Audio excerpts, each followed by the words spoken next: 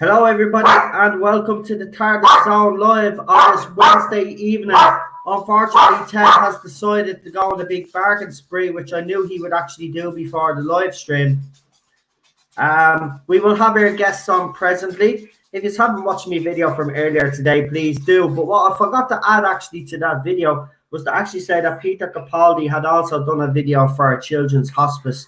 It was either yesterday or the day before. So he had actually come out and done a video. This is why I'm skeptical about the Jodie Whittaker video, and this is why I have a problem with it.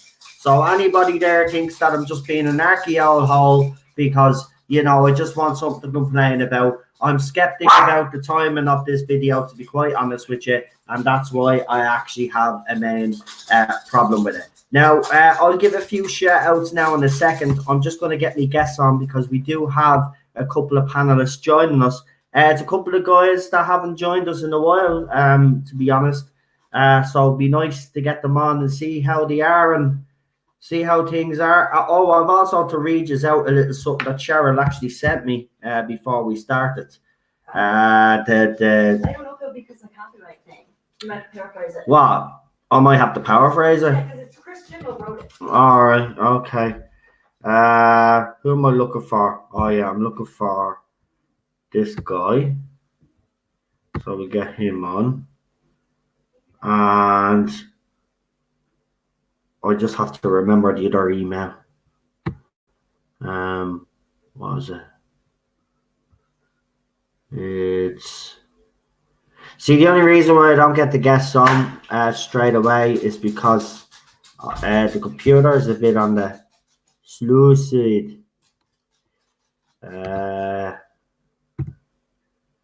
It's not that one either. It's not that one. It's not that one.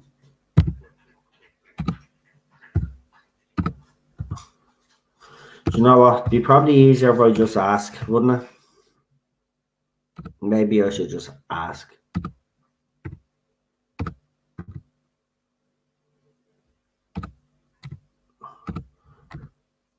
I don't know what's happened. All my emails should be here anyway.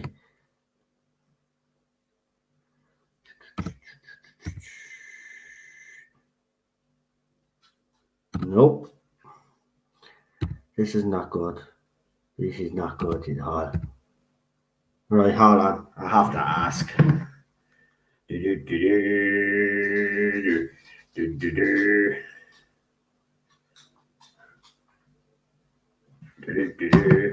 I had the right email and all. I'm an idiot.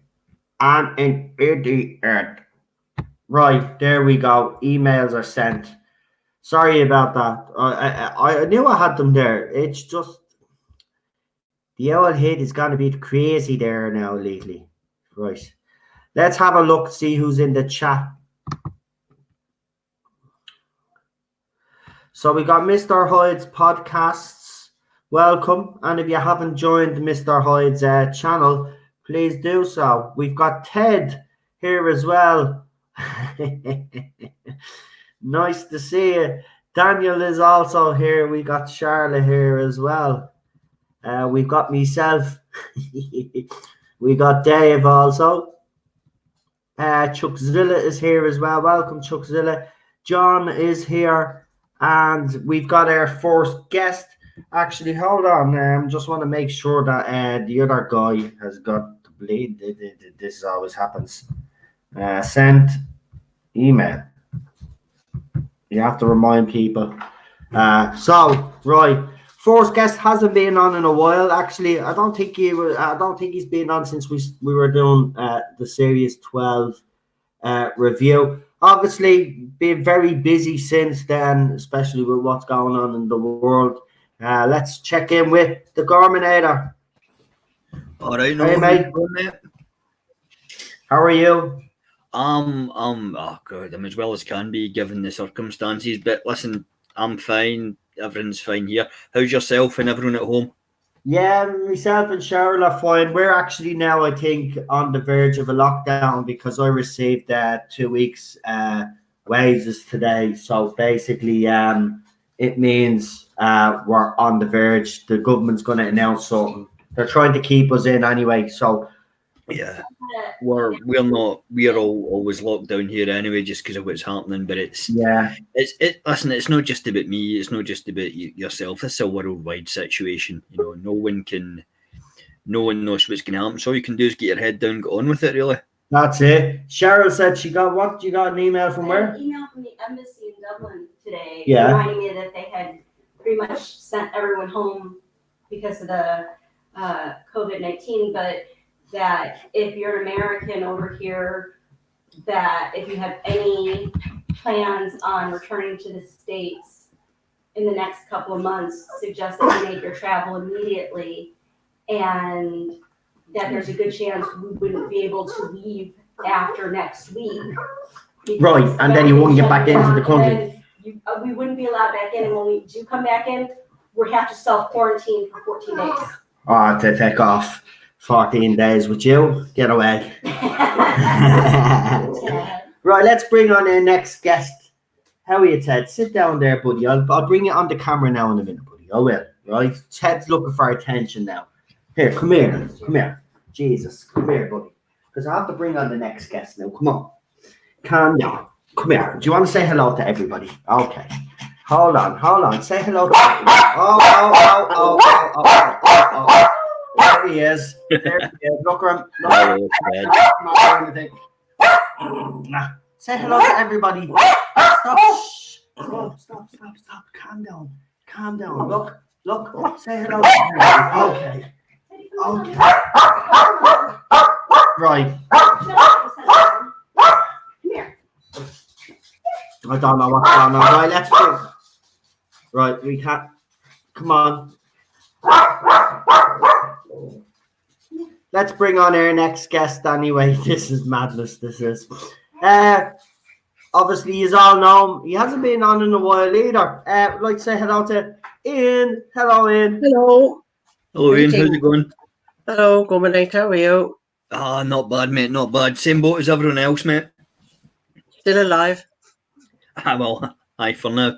That's the plan. That's good. That's it. Listen, all I'll just say is just follow the medical advice. I'm at being listening to the director of the World Health Organization a few hours back. He said it out straight. You'll save lives by staying at home. So do what the medical experts tell you. Stay at home unless you have to really go out. Seriously, unless you really have to go out, go out. But if you don't, and it's not necessary, and you're going out anyway, well then, in fairness, I said it the other day, you should be locked up with a crime because you're help spreading this virus. And there's still people out there, still today, not taking this seriously. You need to take it seriously because a lot of people are going to die. You know? Oh no! Don't get me started on people not taking it seriously. I know, you've had your bit. I know, I've seen this stuff on Twitter as well. It's ridiculous. But listen, I don't want to kind of get into this because what's happening is that people start talking about it in the chat, and I've noticed the bots are working overtime on YouTube. They are taking down comments and they are taking down videos that mention this all the time. So we'll just call it a bug, right? Yeah. Try keep it like that. I know I do slip up sometimes as well, but we have to try. So if you want to talk about it, refer to it as the bug. Yeah, just to let everybody know. Or how about this one? You could call it, in keeping with terms of Doctor Who, Magellan virus. Yeah. Now I want to start off with something that happened today. Obviously, we got that video from Miss Whittaker. Yeah.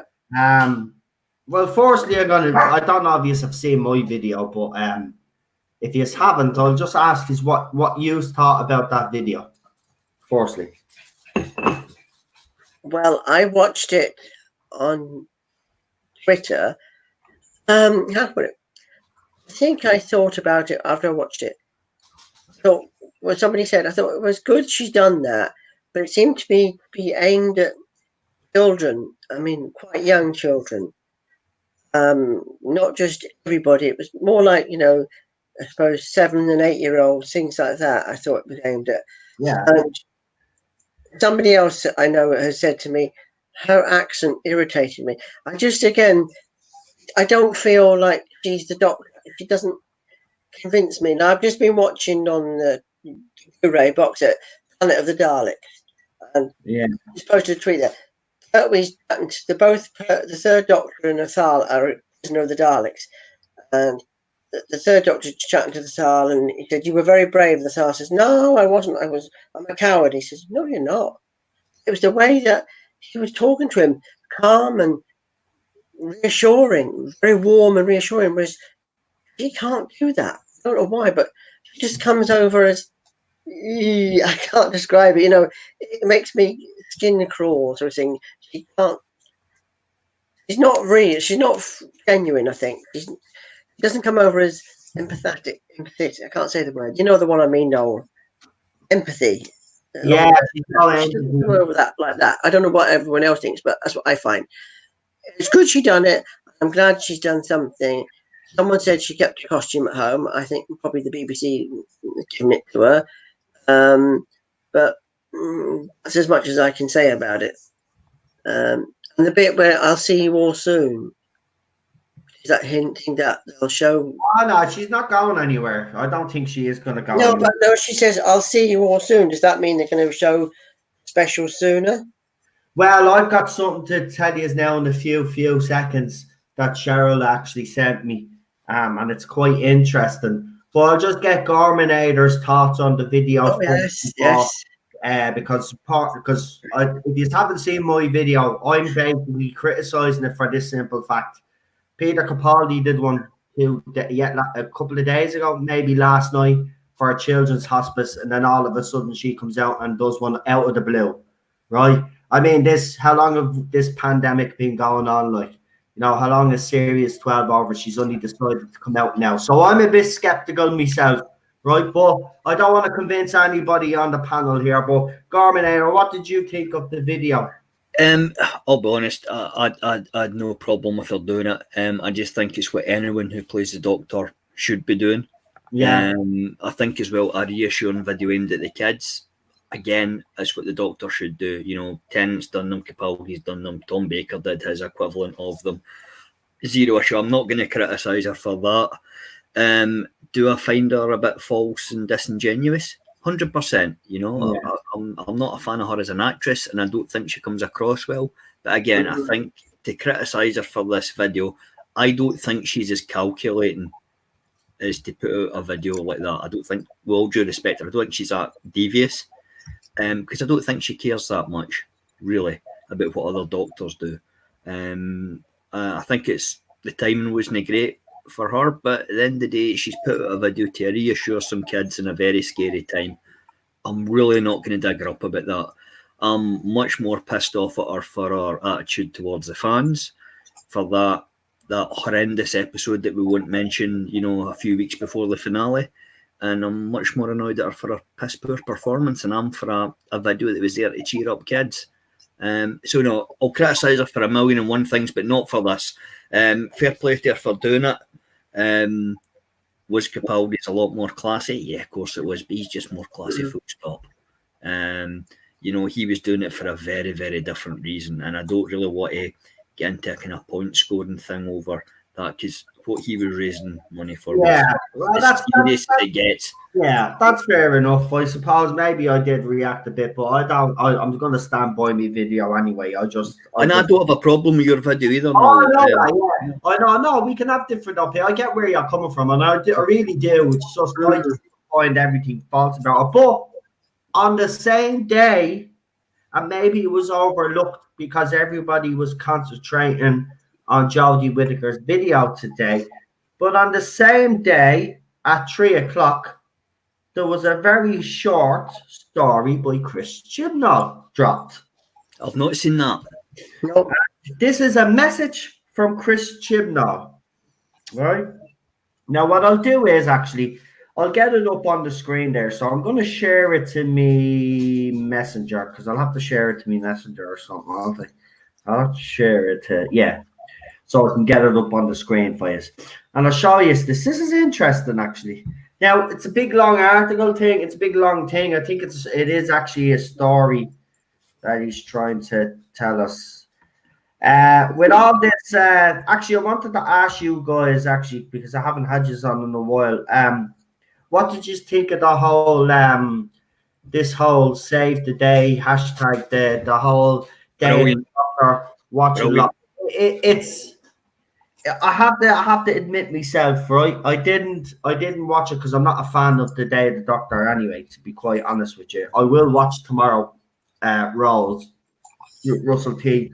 But I was on Twitter watching Moffat, and the one thing that struck me was the love that man still has for Doctor Who. And his last tweet, I don't care what anybody says, that man was having a dig at Chris Chibnall all night. Oh yeah, from that video to the last very tweet where he says, I miss the energy of it all, the excitement of it all. That wasn't him saying that he personally, that's what he's saying as a viewer, what we're all thinking, that's what is missing from Doctor Who. That was a direct dig at, we got in the kitchen. That's a direct dig at Chris Chibnall.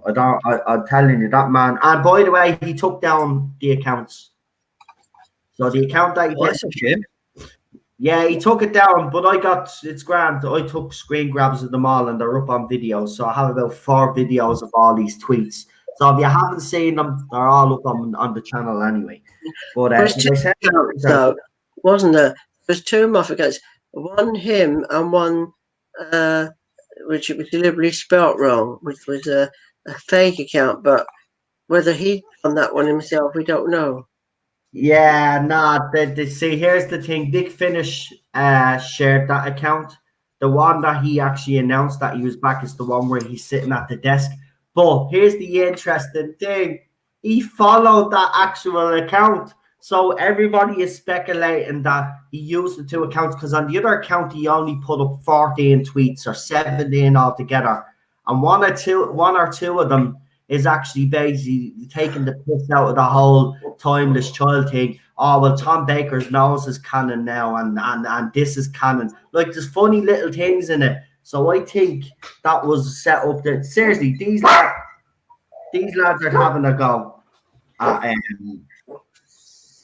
Yeah, I mean, I thoroughly enjoyed the whole tweet along thing the other night. I haven't seen the Day of the Doctor in about a couple of years at least, but I thought it was great fun. I thought it was so refreshing to see fandom actually enjoying Doctor Who. I agree with you. I agree. It was. It was nice. It was nice to see. The only problem I have now is BBC are trying to. Well, they think because now there's such hype around this that all of a sudden now, let's throw out Series 12 again. Let's do a rewatch of Series 12. Yeah, that's not happening. I don't think the BBC fully understand what's happened here. And let us explain here, right? This is what's happened here. For 2 years, we haven't gotten at like Doctor Who. When people knew the Day the Doctor was going to happen and that Stephen Moffat was coming back, it sparked something in the fandom, right? What happened was there's a reconnection, right, between former showrunner and fans, right? And also a reconnection to his era of Doctor Who.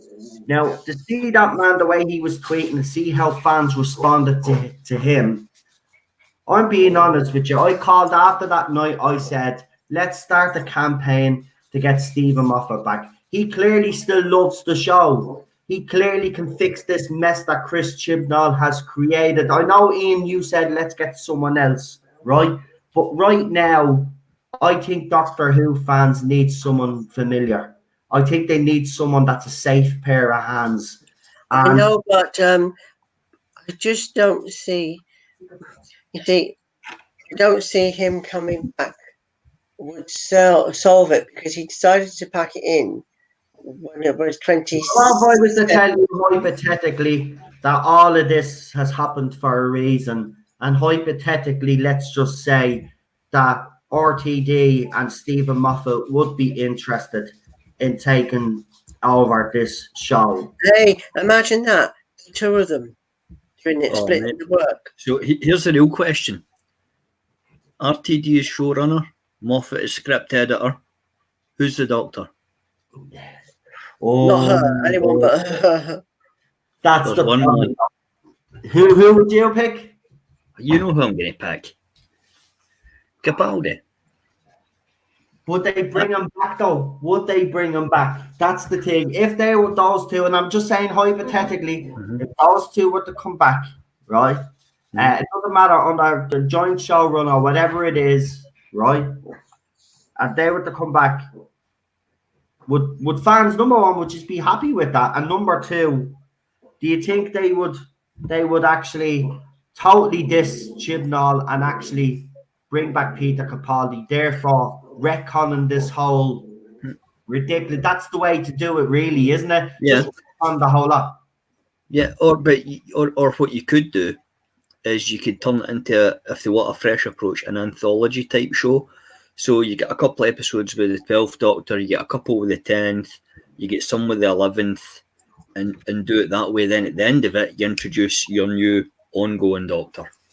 And that's how you get Smith, sorry, that's what Matt Smith suggested recently. Yeah. Yeah, they should do a series of specials with not just his Doctor, but with other Doctors. He's not wrong. Look at, he was probably, I don't mean to get conspiracy theory on you here, right? But all these things, right? I have on very good authority that some of these things that are not happening by accident. They're happening by design, right? Now, RTD is going to make an appearance tomorrow, right? We don't know what his Twitter handle is going to be. It's going to be announced. It'll be interesting to see. Now, we're already getting some sort of footage of him. It's old footage. Apparently, it's footage that we haven't seen. I've got a funny feeling it's going to be like the Moffat thing, and it's going to be a bit of a piss take. But we're going to get something. But interestingly enough, Chris Chibnall, and do you know what the stupid thing about this is I've been trying to get this article up, and it won't come up. So I'm going to find it directly because for some weird reason it won't let me share. So BBC blog, is it?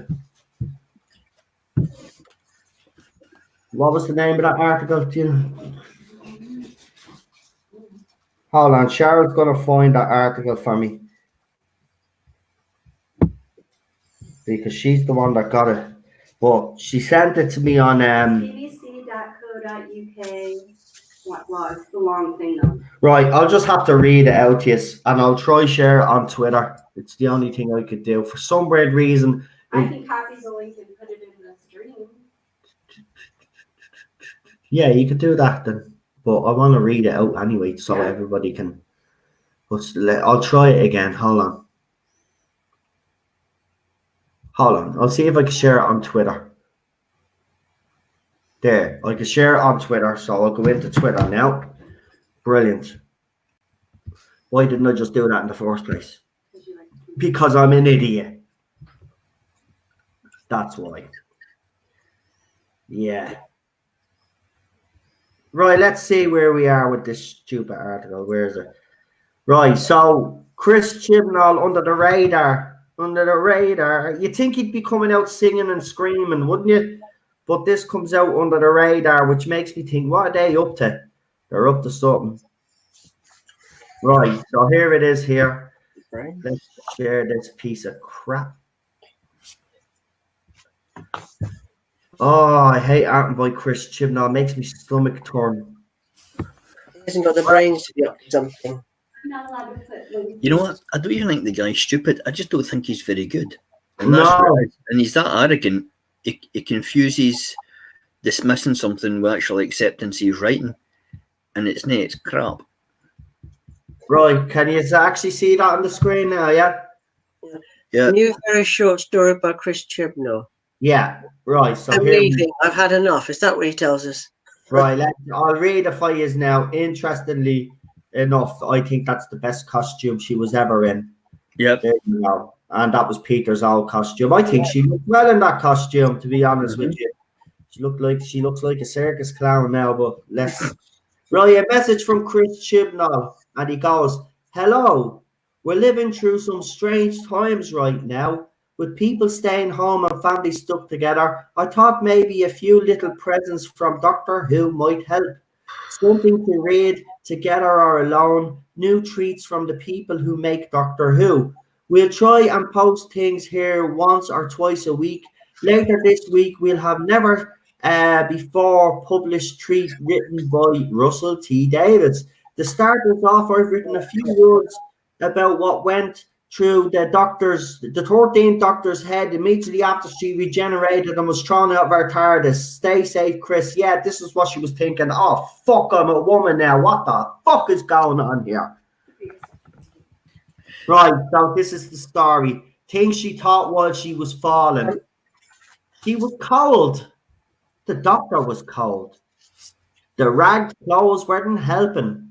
She was cold. And in someone else's ragged clothes. She felt a little peeved that ragged clothes did not include a built-in parachute that felt like an error. Wait, she thought, why would I want a parachute? Oh yes, that's right, she remembered. She was falling. Air was rushing past her, or more accurately, she was rushing past air, tumbling through the cold night sky. Although she was fizzing, remnants of the regeneration particles were still skittering off her. The process was still in process. Oh my god, this is awful writing. The process was still in process, you fucking dickhead. What is this? Her newness still in train. What? The Doctor looked up mid-plummet. Oh dear, she thought. Far above her, the TARDIS was exploding. This is very unhelpful, she thought. No, wait. Not just exploding. Now the TARDIS was dematerializing while it exploded. Dematerialize exploding, thought the Doctor. No, that's not even a word. Oh, he said it there. Chided the Doctor. All right, replied the Doctor. I'm only a few minutes in here. I'm getting stupid as I'm reading this. You're lucky I've got any words at all. Will you two stop arguing? Chimed in the Doctor. Oh, I have to put this up in the video. This is going to make people laugh. Mate, that's god awful. I've read fan fiction better than that. Yeah, Cheryl said just skip the parts of it because it's all straight. Oh my god, what is that word? Finkel. One fact about Finkel calls herself the creatures. What the hell is this? Right, as you can see, Chris Chibnall is going to bore us now with a bit of writing. And what's probably going to happen as well, don't be surprised in the next couple of weeks if you start getting shit that is going to reinforce these child shit. Maybe that is what she meant by see war soon. Yeah, maybe. You know what? Mini episode or something from her house. Yeah. You know what Chibnall should do? See if he's short of toilet paper in his house. Print that off, then use it, because that's all it's good for. That is utter muck. I know. Now tell me I'm imagining this now. No, you're not imagining that Chris Chibnall really wrote that. That's the level of his writing. That's a professional doing that. You know, see when Moffat did wee things like that, it was sharp, it was clever, it was a bit entertaining. Okay, it could be a wee bit smug at times, but quite frankly, it had a right to be. That was crap. I've got something for all yous now. I've got a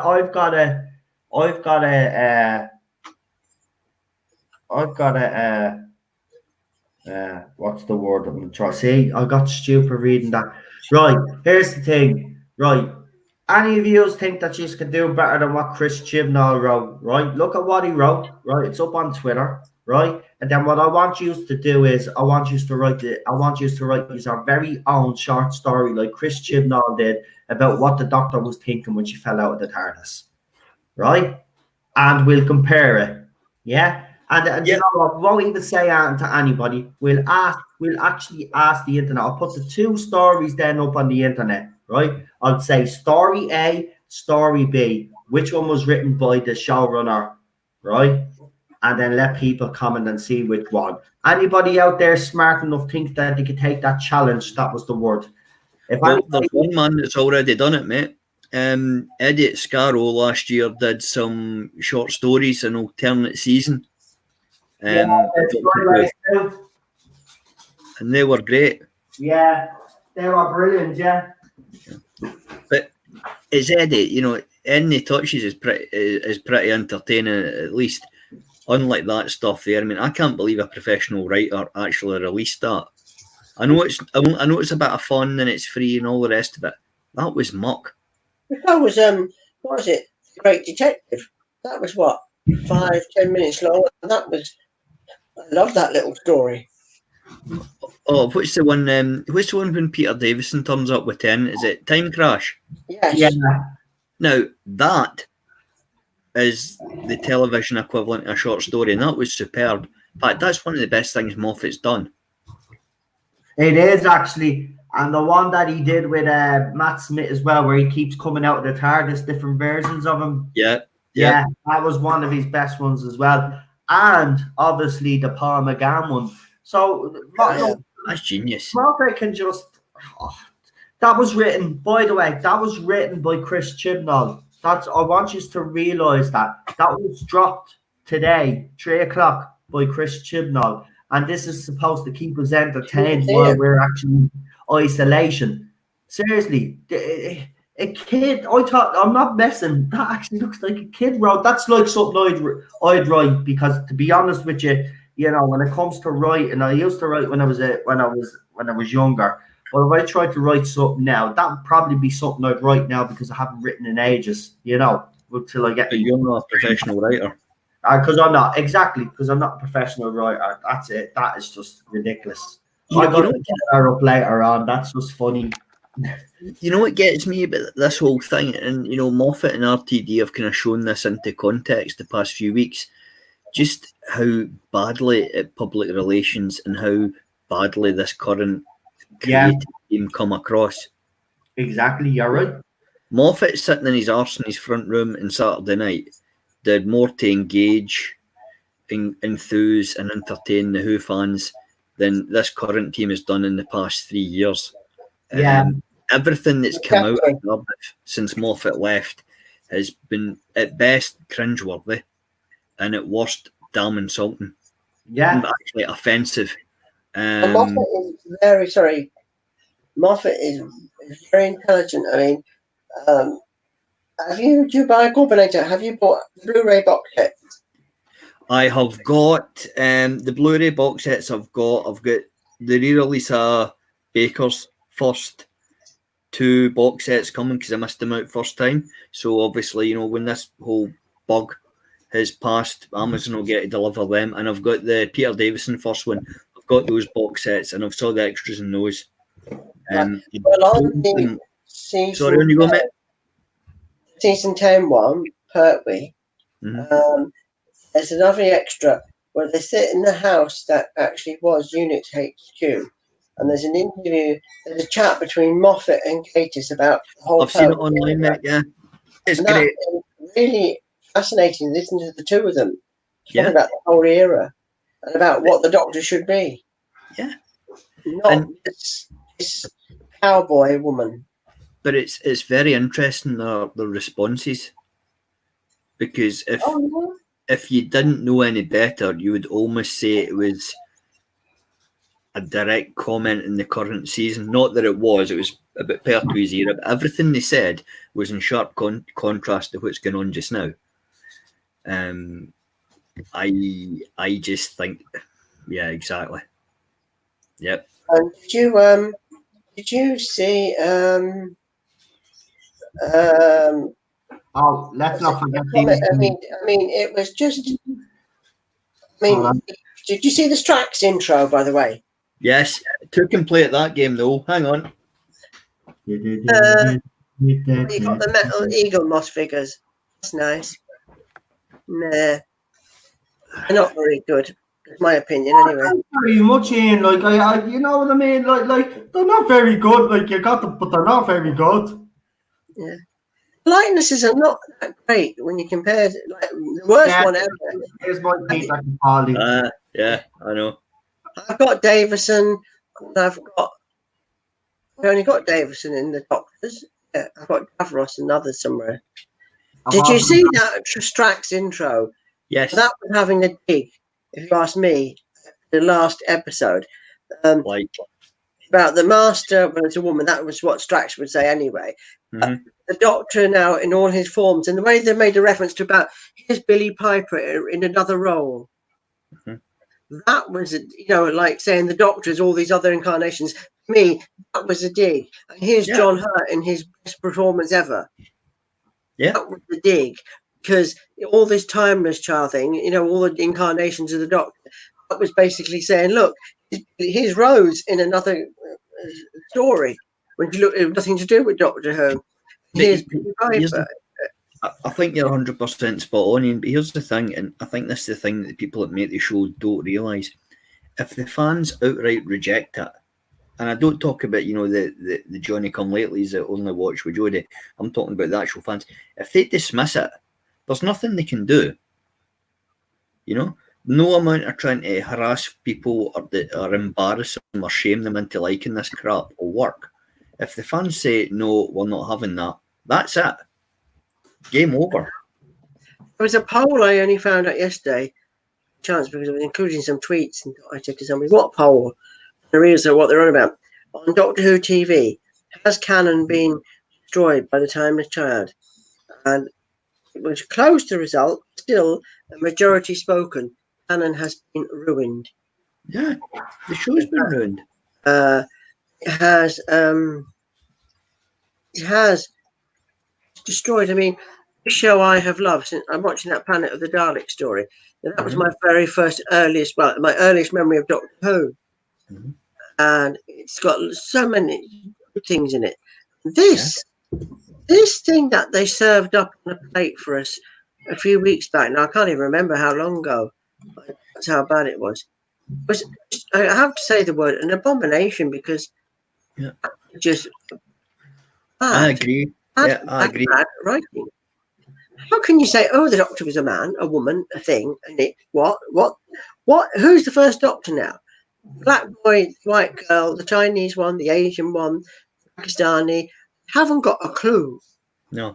Well, see, the thing is, my oldest memory of the show, because we don't know which one it is, so we call it Dr. Refugee. Dr. Refugee. Dr. Refugee. Doctor Who, Commonwealth. Okay, Commonwealth. I mean, Doctor. Ian makes a good point there. I mean, my earliest memory, I think, was probably one of the McCoy ones. It was the one with the vampires in it. And I just remember them coming out to sea as a kid. Oh, that's a Fenric. No, that's a great one. Yes, Curse of Fenric. So that was my earliest one. But I really came on board with Eccleston and Rose. And then obviously worked my way back. But I look at what Chibnall served up in that season 12 there, and they may as well have just let the 12th Doctor die, the old show died, and they brought it back as a rebooted show completely. Because I think if they'd done that, they would have got away with these ideas. Sorry, Corbin. What's that, mate? I got the results of this poll. It was not so close as I thought. Here, questions was, I'm happy, Chibnall added to Canon, 40.49%. Or, I'm sad, Chibnall destroyed Canon, 59.5%. Says it all, mate. Yeah, that is nearly 20% more said destroyed Canon. As I say, I rest my case, my lad. Yeah, I mean, it's just... There's a place to do those kind of stories, but it's not the main show. If they'd have done that as a novel or a big finish alternate thing, with an alternate universe Doctor, it probably would have been embraced. But not in the main show, and certainly not. not to take a dump in the legacy of Hartnell, Troughton, happy birthday by the way, Pertwee and Baker. I mean, that's not how you do it, and that's not how you get every fans. single actor up to before Madam, as I call, no, Miss Who I call her, or Madam, has been amazing. I mean, even Colin Baker, yeah, he started off, not ideal, but how old was he when he came in? I was 15. I embraced him. In fact, I preferred him to Davison actually when he came in. I liked him. Yes, I didn't like the bickering between him and Perry. That irritated me. And I thought, well, I can't blame him for striking her because she would whinge a lot though. So, by the trial of a Time Lord, their relationship was a bit better. Yeah, but even so, it was still the Doctor. You knew who it was. Yeah, but the Doctor's an alien. He's not going to behave the same way as you or I would behave. If they justify that in the writing, it's fine. It's like the people that moaned about 12 and Clara. He's an alien, for Christ's sakes. Yeah. Right? He's not meant to be a cuddly boyfriend type. No. Light entertainment, Ant-and-Dec type Doctor. That's not what you're getting. Ant-and-Dec. Oh, do you remember? Have you seen Pyramids of Mars? Yeah. Right. There's a great bit in it where they discover the brother's being killed. What's his name? Scarman. Marcus is the bad one. Lawrence, that's it. Lawrence. Right. Doctor makes a remark. Obviously, his late brother was around or something. It's just sometimes you don't seem to only you, not you. He stops himself. Human, he says. I'm not. Yeah. End of. Because if we don't act now, a lot more people are going to die. She could be a bit off the cuff, a little bit cold, not heartless. No. And Legopoulos, when he finds out, it was only a brief moment, but it was genuine when he discovers, when Tegan realises that the Master killed her aunt. I'm very sorry, Tegan. I'm so sorry. Oh, Whittaker. Oh, I better walk away then and say something. Whatever she said, I don't remember it. What is it she said? No. What did he say? Do you remember? To Graham. Oh, I'm socially awkward, me. Smart. Oh yeah, the socially awkward business. Don't start me on that. That's that bullshit finished me off the series. I'm not, whatever nonsense they come back with for the specials. I'm not watching until those two are gone, because it's that episode was worse than anything they did in Timeless Child. Yeah, that was crass, insensitive bullshit, and it had no place in Doctor Who. In fact, it had no place in the BBC. You just don't treat that subject matter like that. But if you go back and look, people going about Capaldi was a nasty Doctor. Tom Baker at times was downright terrifying. He was horrible, but you always knew he was the Doctor and he would do the right thing. 13's an arsehole. 13 is not likeable. There's a time in Ark in Space when Sarah's struggling. The Doctor's putting on. He says, "Oh, stop blubbering! You're useless to me, girl." Mm-hmm. He starts slapping her, and she's furious when she comes out. But he's only putting her leg to get her arse out the corridor thing she's stuck in. Doctor, it was said by Eddie at Skaro. As soon as they come on, I'm not going to count Hartnell because he was the Doctor straight away. We had to get used to what the Doctor was like. I talk about every other one from Troughton onwards. As soon as they appeared and said their first few lines, you knew that was Doctor. Pertwee, Baker, Davison. I will confess with Davison when I was age 16 or something, when he came in, it took a bit to get used to him, as I couldn't find a character at first. But still, knew he was the Doctor. Everyone else you knew within a moment he was the Doctor. It was her. I mean, I was just thinking before, actually, when Noel put up that article and there was a picture of her, I was just thinking my thoughts at the time was, he was saying, "Oh, I thought it was brilliant, her first episode." I thought, no, don't like it. Same as Spyfall. Oh, come on, no, it's brilliant, Ian. It's brilliant. People saying to me on Facebook, yeah, come on, it's much better than last year. You must admit that. Nope, won't have it. Nope, still rubbish. Nope. I was proven right. Give it a few weeks. Oh, no, did you watch Doctor Who? Nope, enough of it. I'm walking away now. These were the ones How that long said did it take? Spyfall was brilliant. Here's a question for you. How long did Eccleston take to establish himself as a doctor? As 5 soon as I see seconds. them. Yeah. One for your life. Yeah. That's all it took.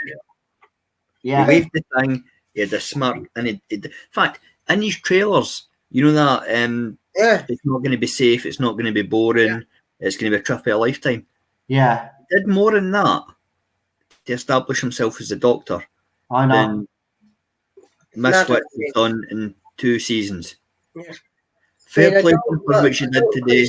Jodie as a person, Yeah. I won't have that because I don't know her as a person. I think she comes across as a nice person, but as the doctor, she is not the doctor. No. I'm not saying when people say to me, "Those crowd," we don't mention not my doctor. When people would like accuse me of that, I go to her. She's not my doctor. Tom is my doctor. There you go. And somebody is Peter's doctor, someone is David's doctor. But she is not a doctor. She hasn't got that magic about her. She hasn't got that. As my friend said to me recently again, as he said after her first series, she's not eccentric enough. She's not bringing anything of herself to the role. I think that is very, very true. Here's the thing, right? You're one of the best actors of all time, John Hurt. Oh, who's a legend. He's one of the best actors. I have to interrupt you there. Sorry. I read something fascinating on Twitter from Moffat.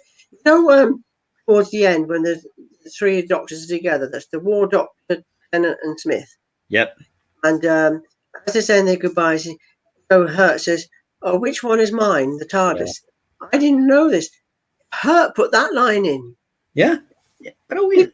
He said he became like part of the, sort of the role. He became the Doctor immediately. So I thought, wow, he embraced it so much that he put that line in.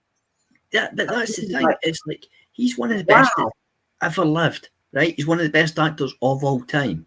Yeah, he was brilliant. He did not have to do that. No. He didn't. He needed Doctor Who like he needed a hole in his head. Yeah. Well, David and Matt commented, they didn't mention my name, but when they sort of did some behind the scenes interviews, and they said somebody quite didn't get it, and I think they were referring to him, what it was all about. I mean, he was used to sci-fi because he did Alien, of course, but he embraced it.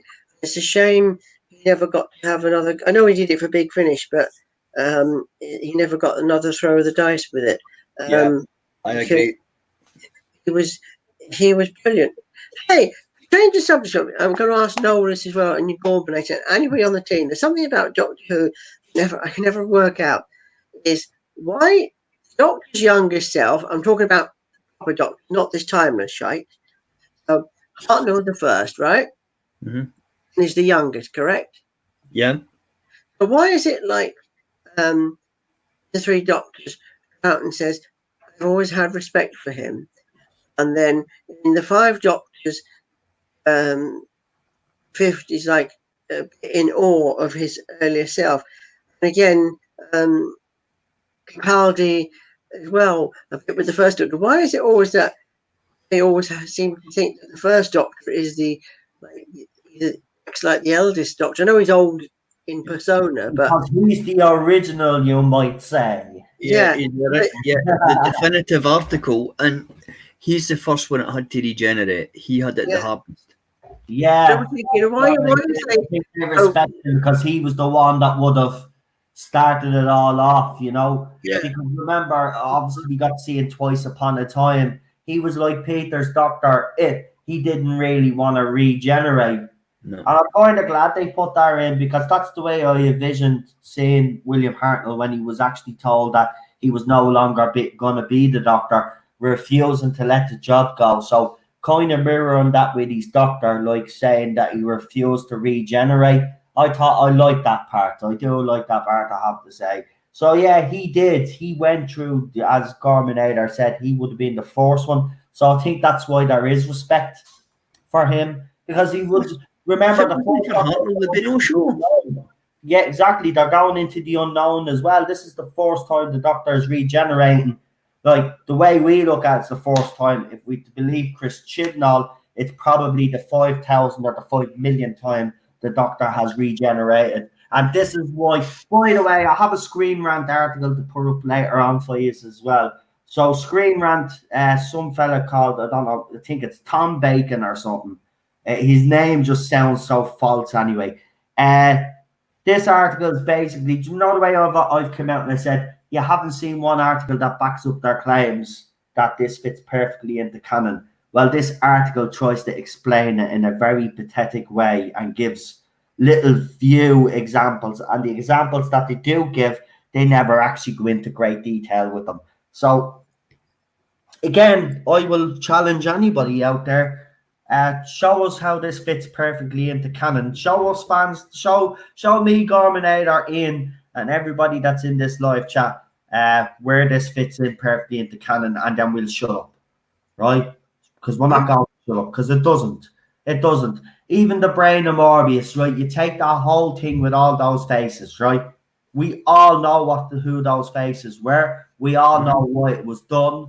So Chris Chibnall can say whatever he wants. We know. We've been told by the people involved. So, I mean, I don't know why. This is where that argument there. See, this is the main parties are arguing. And then he shifted in the children in need or whatever it was. Red Nose Day, Bleeding Doctor as well. Like, what is he at? He's just roping everybody in. Oh, here, every piece of fanfic, every piece of thing that you could think of, Chris Chibnall just made it canon. Well done. Yeah. Right. But no, you know as well as I do, if the fans reject it, there's no coming back from it. No. You know, Excuse me a second, guys. 1 sec. In a minute. No worries, but there's no amount of cajoling the fan base into accepting something that does not work, because they'll just do what they do in DC Comics when they don't like it. They'll just disregard it. They'll ignore it, and the stuff that they do think's canon is because I can guarantee you, if a new showrunner comes in and says, right, poke this, it didn't happen, and they write that out, that's it. There's not a damn thing Chibnall can do about it. And as I've said before, you know, Peter Davison could maybe slightly comment on, you know, his thoughts on a female Doctor and it not be received well. But if, for example, Tennant was to come out and criticise what they've done, and he won't, that's game over for them. I know, and I think they know that. And the only reason I think that's stopping him is because he is friends with Jodie Whittaker, and there is a bit of loyalty there because he wouldn't stab her in the back. For sure, no, definitely for sure. But there's no way that. So Ian just shared these before he went off. So that's the fourth picture. There's a second picture. Hold on. And here's the second picture.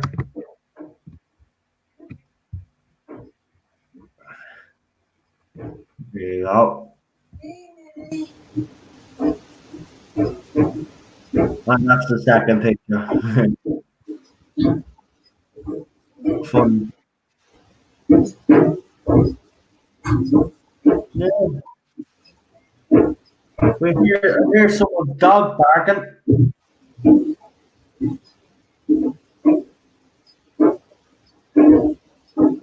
It must be Ian, so we'll just wait for Ian to come back.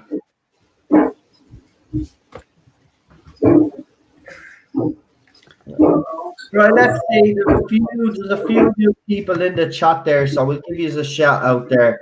Let me see, where did we stop here?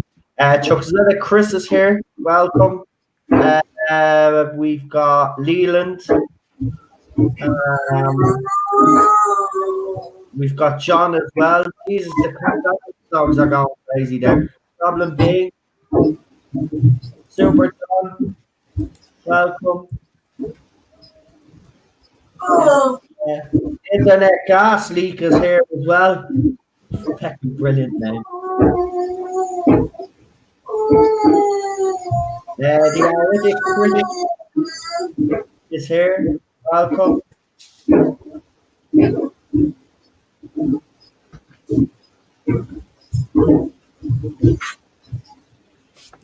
No problem, Dominator. We'll just wait on Ian to get back.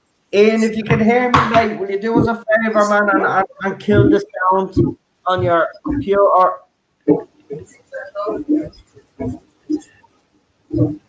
Yeah.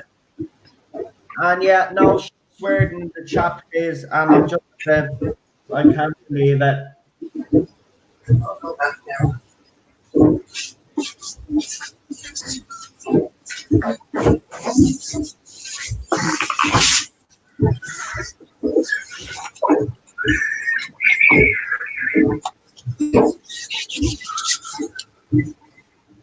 Right. What's that noise? From my end, as I come back in, I heard it. Yeah, it sounds like a bit of feedback in the mic. As soon as I come back in, I've heard it. It sounds like a dog. Have you got a dog?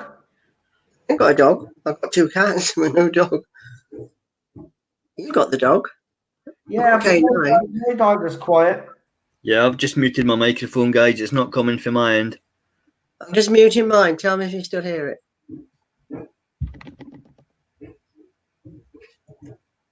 Anything? Well, you haven't muted your mic. I did a minute ago. No, it comes up when you've muted your mic. There, now you have.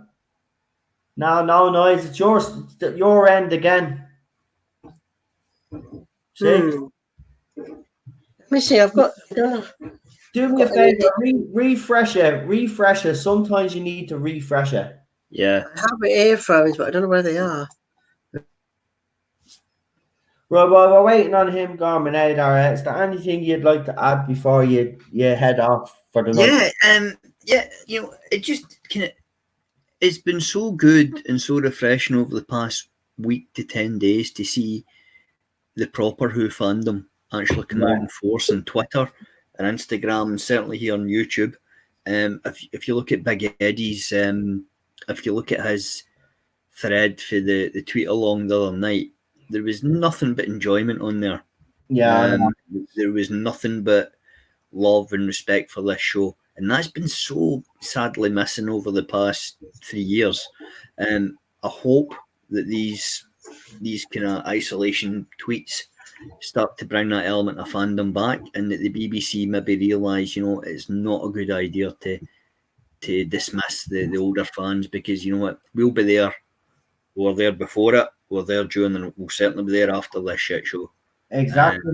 That's the thing. You know, we're there because we love the show. Nobody wants to be pissed off at Doctor Who. No one. No. And I think the good thing for me is hopefully that positive side of fandom comes back. I've really enjoyed watching Ian's tweets about the B&M figures they're releasing. You know, the limited edition ones of the Third Doctor. That kind of stuff's great, and that's what fandom's all about. It's all about, you know, finding that missing New Adventures novel, or getting the Tom Baker Blu-rays, or, you know, bumping into your favourite Doctor on the street, whatever.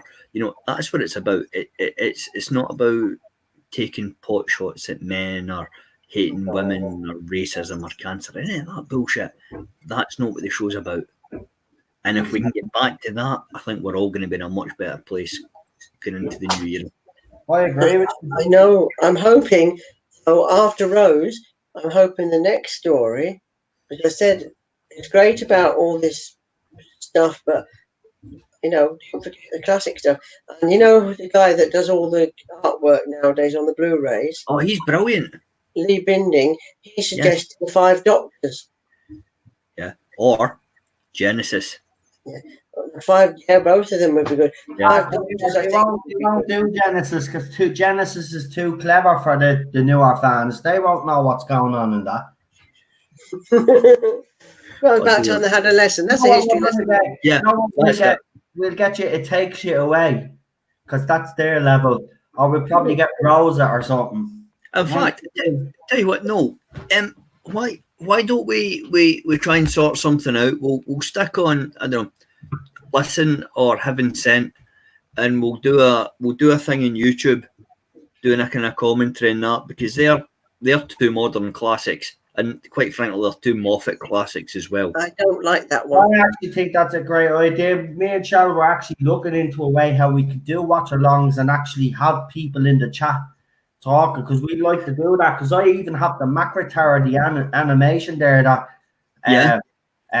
which is, I have to say now, I will say one thing. I watched that last night, and I'll say, for me personally, I'm glad it's an animation. I didn't see, obviously, the original footage, but I think it worked better as an animation because the acting was very intense in that, and to actually see them on screen, it probably would have thrown me off. So the fact that it was, animation, I actually thought it was good. But again, it wasn't the greatest story in the world, but it was Doctor Who. I mean, I still had a smile on my face. I like the ending of it. The ending of it was actually pretty good. Mm-hmm. But yeah, I'm glad. I watched Shada as well again. I'm still. Is it just me actually? Because I wrote it up on Twitter. Is it just me, or is that just a boring story? It's another hype story. It's good in parts. The first bit is very good. Middle way through, since the animation's been done, so we get the full story. I agree. I found it boring, but you can't fault the very end scene, can you, Noel? No, well, I haven't gotten to the end, but I won't say any more spoilers. No, have you read the novel? No, we don't get any. We can't get any of the Doctor Who novels over here. If we can, I don't know where to get them. To be quite honest with you, we've only got. It's on a central Eastlands. No. What? Eastlands, a big bookshop in Dublin. Would they not have the novel? No, I've looked already. They've got Tom Baker's book, all right. The one that he wrote. What's it?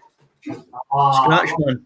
Yeah, they have that book, all right, and they have Christopher Eccleston's book, but they don't have much. They don't have much Doctor Who stuff. There's no demand for it. You'll get it in Forbidden Amazon. Planet, Forbidden Planet would have them. No, Forbidden Planet as well is doesn't do it in Dublin. Merchandise is not selling. I was already in Forbidden Planet. That's where I used to get most of my stuff. Forbidden Planet is not selling any Doctor Who merch. Well, they're not selling Jodie Whittaker merch, and the little bit of merch that they do have is the Dalek with the British crap all over a British flag. No offense, right, but I'm Irish. I wouldn't be cut dead with that over here. My friend calls that the Brexit Dalek. Could you imagine if I was in the streets of Dublin with a Union Jack fecking Dalek going down the street? I think you'd be lucky to make it home alive, no. Yeah. Make it home alive. I tell you something, Jesus Christ, I'll be deported. I would. They deport me out of the country, you little traitor. No, but I was going to get it, and then I was going to paint it. I was going to get the specialised paint. I was going to paint it like the Black Dalek. But then I said that'd be just too much effort, and if I mess it up, I won't be happy. You can buy a Black Dalek. I've got one over there, the big 12-inch one. You know what, though? That's just where my allegiance lies, mate. Celtic. Treble winners to that. Well done. Yep. So I wouldn't be getting any Dalek with the Union Jack on it either. But I have it. I got it. And a friend of mine calls it the Brexit Dalek. The Brexit Dalek. That's a good. Is that no Nigel Farage? Well, he's like a Dalek, isn't it? Did you see the Peter Capaldi Universal remote control screwdriver? No. Yeah, man. There's one in there. That's one that they're actually selling in Forbidden Planet. They actually got a David Tennant one as well, and I think a Matt Smith one. It's a universal. Yeah, but I didn't know about the Capaldi's one. Yeah. Right, I'm going to Amazon right after this. Forbidden Planet, I think, have them. But check, let me know, man. Actually. Yeah, for sure. When Forbidden Planet opens back up again, I will actually find out how much they're selling it for, see which is cheaper. I reckon it's Amazon. Probably. Right, guys. On that note, I'm up at the crack of dawn tomorrow, so I will say thank you very much, Noel, for having me on. Ian, always a pleasure, mate. Take care, Coleman. Stay well. Hopefully I'll be again soon. See you on Twitter. No problem, mate. You stay safe. Yeah. Have a good one. Take care. Bye. Now, that was nice of him to come on. And listen, as we said, stay safe out there. You know, as I said, some people are essential workers, and Garminator falls under that category. So I just want to say, look after yourself, stay safe, and you know, it's people like him that will get us through this crisis, as long as with it, the doctors, the nurses, and all those people that are obviously working in the supermarkets. They get overlooked a little bit, you know. So Oh, I yeah. like to give a word because you know, without them, we wouldn't have food. This is why I'm saying to people, don't be going out and bleeding panic buying. You don't need to. The shops are still open. These workers are risking their lives, right? Well, let me tell you this. One shop is doing over here, and I give them credit for it. I went into Iceland on Monday. Things are getting, they've got not much in there, but they have toilet rolls now. And they were reduced hours, but they were shutting like at 5, and they said 6 o'clock on the door. And I said to the girl on the till, I says, why are you shutting early? Shut an hour early for everybody except NHS workers. Let them in between 5 and 6 is only for the NHS staff. Well, that's fair enough. That's fair enough. Yeah, and they deserve it because, you know, these people are on the front line. These people are the ones that are going to look after us. You know, I mean, look, as I said, I'm still annoyed that there's people out there not taking this seriously. I mean, I know. the only time they'll take it seriously is when someone close to them passes away from this. Then they will actually start taking it seriously, Yeah. and then they will, you know, and it doesn't need to get to that. Look at Italy. Look what's happening in Italy right now. Well, I don't want to go on about this, as you said, but I just want to touch on one thing I did see on Twitter earlier. What some of the youth are doing, which is totally thick. I'm not saying everybody young person's doing this. Licking the rim of a toilet seat. Coronavirus challenge is called. Oh, yeah. What did you Somebody like? did that, and now they've got the virus. Yeah, he's got the virus, but I did say, and I will stress this, I do wish him well, and I hope he does recover from this. But I hope this is a lesson to these young people out there that are acting as knobby as he was. Now, he's after getting the coronavirus, right? Just because you are young, you seem to have this in our heads that this is the boomer remover, and that the only people that are going to die from this is old people and people with medical conditions, right? I've actually seen some tweets there, people saying, well, why should we have to suffer if the older generation are the ones that are at risk? Well, then why should we all have to stay in and suffer in all this, right? This is selfish, right? We've heard others people say, well, you know, it wouldn't be a bad idea to see a couple of million of old people pass away and all this. You're seeing all this rhetoric. I'm glad something like this has happened to that young lad. Not that he gotta hope he gets well soon, but the fact that let it be a lesson to the rest of them that are going around acting the maggot. Because you know what you're doing is you're spreading this and you're helping kill people, and you should be, in fairness, should be locked up anyway. I said this. We're in a unique situation here. You know, we've been told to stay at home. If you ignore that, right, unless you really have to go out, as I said, unless it's an emergency, you know, you have no reason to go out, right? Yes. And if you do, and you're caught, you should be arrested. Yeah. Well, yesterday, not yesterday, because I said on the news that there was people in London sunbathing. But yeah, unless you where they were sunbathing and the police van drives up and tells them to get out. Yeah, don't know. You can sunbathe in your own garden. I could have sat in my garden today, but I didn't because one of my neighbours is a shared garden. My neighbours was coming down and shouted out to me from the window to put out his laundry, so I went in. But I could sit in the garden if I wanted to because it's totally isolated. But, like, you know, he said, the Prime Minister said, you can exercise just once a day. Yesterday I went for a run around the park because although before I go to the gym every day, I can't, of course, at the moment, but I want to keep active. It was too uncomfortable for me because I'm not used to running in a park anyway. just too many people around. I was just doing these 3 like in a circle sprint. Do you know what you should do? I'm sorry, hang on. No.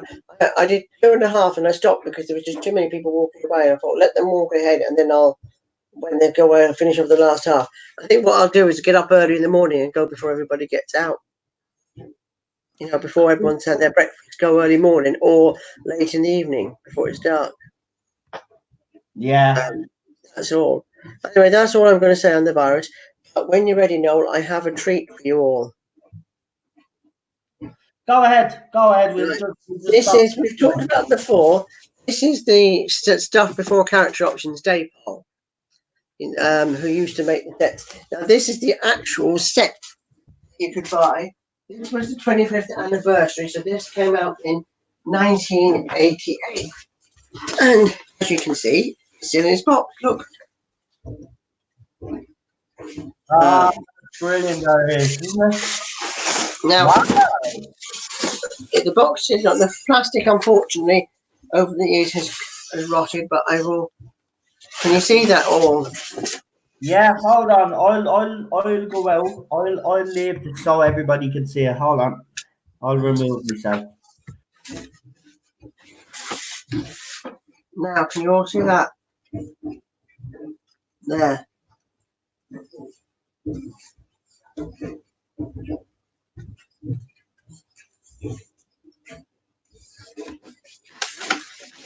And you see, I just take the lid does come off, yeah. I won't undo it all, but I'm just going to show you the TARDIS interior. Yeah.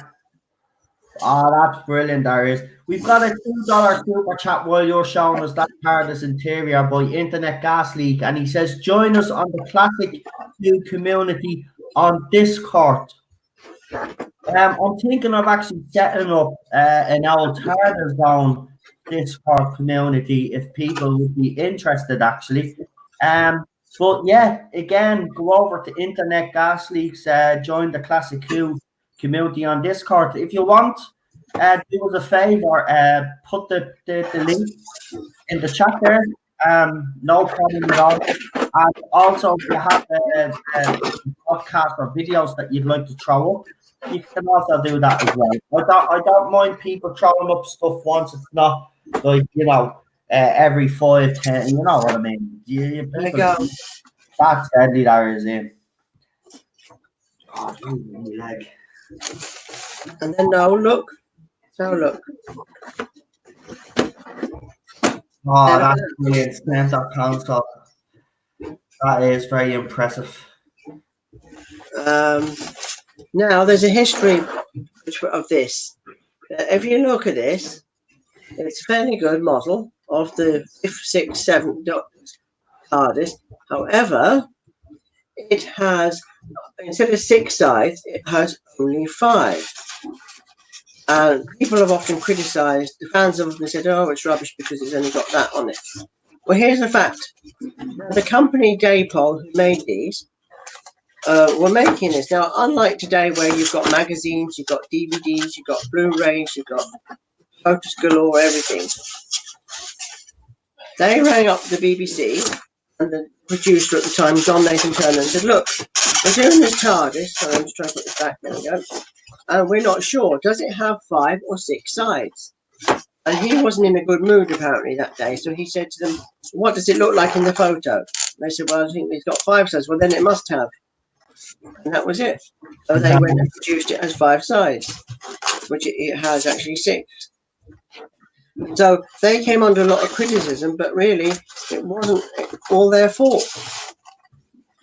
But yeah, this is one of my, people say, what's your favourite item? I forget about this, but this is one of my favourites. I'm trying to still stick this back. There's a right way. There we go. Put that back. Yeah, I've been wanting to show you this for a long, long time. It's just a matter of getting it down, and now I have time. I thought, right, I've got to show you all this. Here's a question I have for you. I'm sorry if I sound like I'm being a bit awkward here. It's just I've got a mad pain in the back of my back, and I'm just trying to find a comfortable position here to sit in. But like watching you there with your merchandise, sometimes I just think that you do drop it. Right, so I was going to ask you a question. is there any piece of merchandise that you've got that you've actually broken and you've breaking by accident, obviously? Oh yeah, no, that wasn't dropped because that was just. Yeah, but you know what I mean. Oh, I know what you have. 1 second, I'm just going to put this on the big table here, out of the way. Out of everybody's way. Oh yeah, that happened to me. Well, not long ago. I didn't drop it really because where I've got everything set up in this room, I have like the TV over there, and so the socket is over there. So everything is behind all my cabinets, all the wires. One evening, I plugged something in the laptop charger, and the whole thing blew. So I had to take the extension cord, which was all behind the cabinets, out. As I pulled it out, knocked down one of the Centaurian spaceships, it fell and broke. But I've been looking for a new one, but they're expensive to buy, which surprised me. So I put a claim in to my insurers. You know, I said what happened, it was just an accident.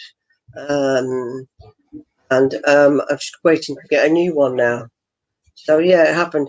And I used to have something, excuse me, a new Who, fogging my throat now, a new Who, Cyberman bust. Somebody gave me as a present one. Yeah. And, it was nice. It was on the top of the box on display. And once the cat, one of the cats jumped off once and knocked it down and broke it. Oh, Jesus, no. Now this, I've got one more piece to show you. Now this, a couple of people that I know who are Dalek fans, including the guy that's got the world record on Dalek, hasn't got. Who has the world record on Daleks? His name is Rob Hull. He's from, where is he from? Oh, I can't think. Well, I've not met him, but my friend of mine's gone and met him. He's a nice chap. Talk. Yeah, he's on Facebook. He's a nice chap. All right. Would you like to bring him on with you sometime? Ask him if he's interested. I'll ask him, yeah. And we get the 2 years on and you could show off you, sir. Here. Now look at this one. This is a cardboard.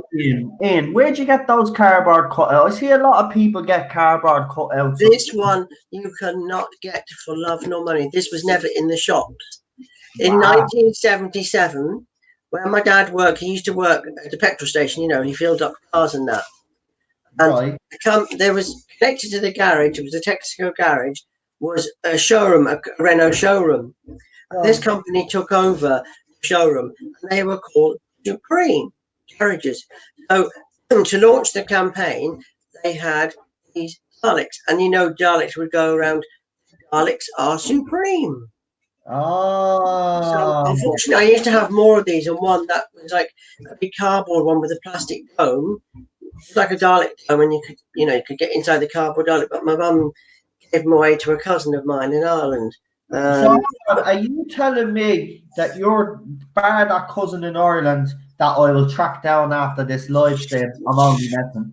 Are you telling me that even the fella that's the Dalek collector doesn't have this, and you're the only one? Neither does he have that big blue Dalek I showed you. You know, that the nursery Dalek. He doesn't have that one either. So this one is from 1977, and it doesn't have the cardboard gun or arm. Yeah, I have two of them. One unfortunately got a bit damaged once because of these madams, but this one I keep in the bag with the big set. Yeah, it opens up like that, Millie. You see, look, you can stand it up like that. Yeah, see? And that is, from 1977. I can't find it anywhere. I only ever reference online I've ever seen is there was some knitting pattern and there's a kid in a scarf. These are in the background, but apart from that, I have not. I have looked into it. I have searched, and I can't find anything on who made these or what. I have not been able to identify that whatsoever. So that is quite. You can't get these anywhere. I have never seen them on eBay. I have never seen them anywhere. Wow. So that's that. Here's a little bit of talk about cardboard standees. actually have a couple. I'm not going to bring them out now, but I didn't get them because when I did my record, when Guinness came round to photograph my front room and me, they wanted, just a minute, sorry, no, Millie, shush, you've had your treat now, be quiet. They wanted, big things, and I don't have mine. The collection's all small items, so they went and purchased some cardboard standees for me. So I have Davros. Yeah. Tardis. I also used to have a Sontaran, but I sold that. But I kept Davros and the Tardis. It's Matt Smith's Tardis, huge standee, which I have in my room.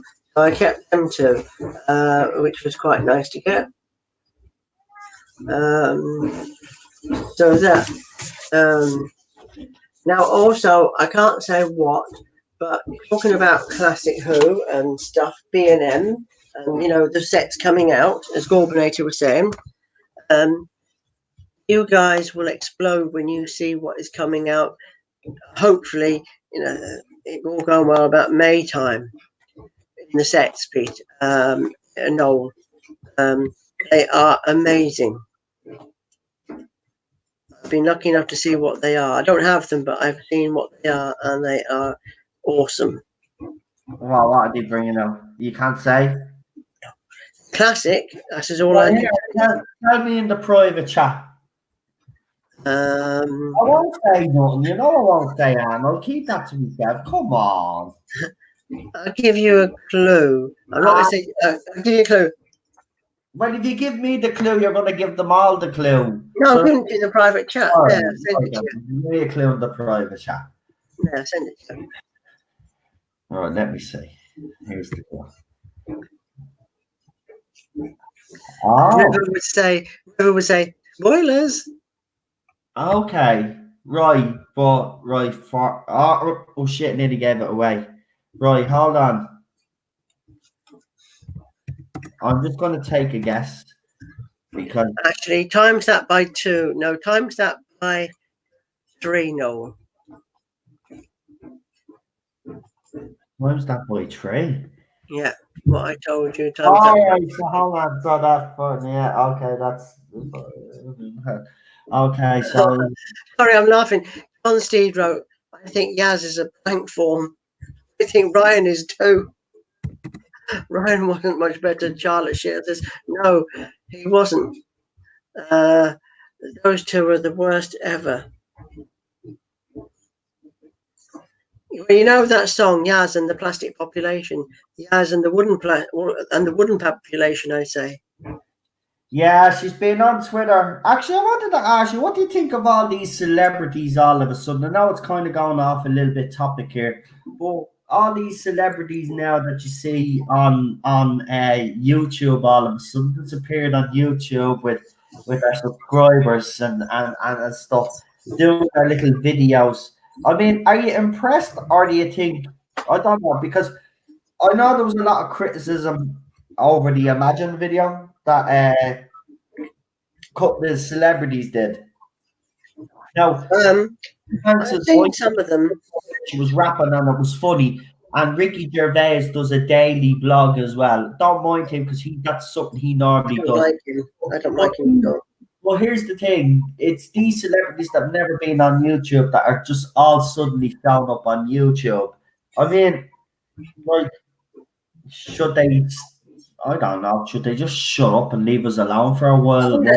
I'll just leave them because they're bored. I mean, I've seen a couple of Twitter posts from one comedian, Russell Howard. I like him. He came out one with the other day, because his girlfriend is a nurse, I believe. Yeah, she's a nurse. And he was talking about the NHS, and he said, about people buying all the food. He says, come on, Boris, give us a blowpipe each and a van. Give us a van and a blowpipe. So you just imagine that going round and going, I can understand what he meant, because these people taking all the food. Like him, and Matt Lucas has been doing quite a few on Twitter, which I found funny until today. Mind you, he's entitled to his own opinion because he said have faith, and I don't mean in God because God doesn't exist. I disagree, but I thought he didn't really have to say that, but never mind. And an American chap, Peter Holness, he did a video. He's a singer in America on YouTube, and he did a whole lot of songs, modern songs. I know the tunes, I don't know the names. Washing your hands and that. But then he said all proceeds go to finding a cure for this virus. I mean, if anyone is telling you stay clean, stay safe in stores, like Peter Capaldi said, listen to them. As long as they're not doing it for, their own back pocket. Because the old saying, out of every cloud there's a silver lining. Yeah. So, YouTubers are certainly going to probably profit from this, and I don't mean in a bad way. I'm talking about because more people will probably watch them because they're stuck in. I mean, I'm hoping more people watch mine just because I like them to watch it.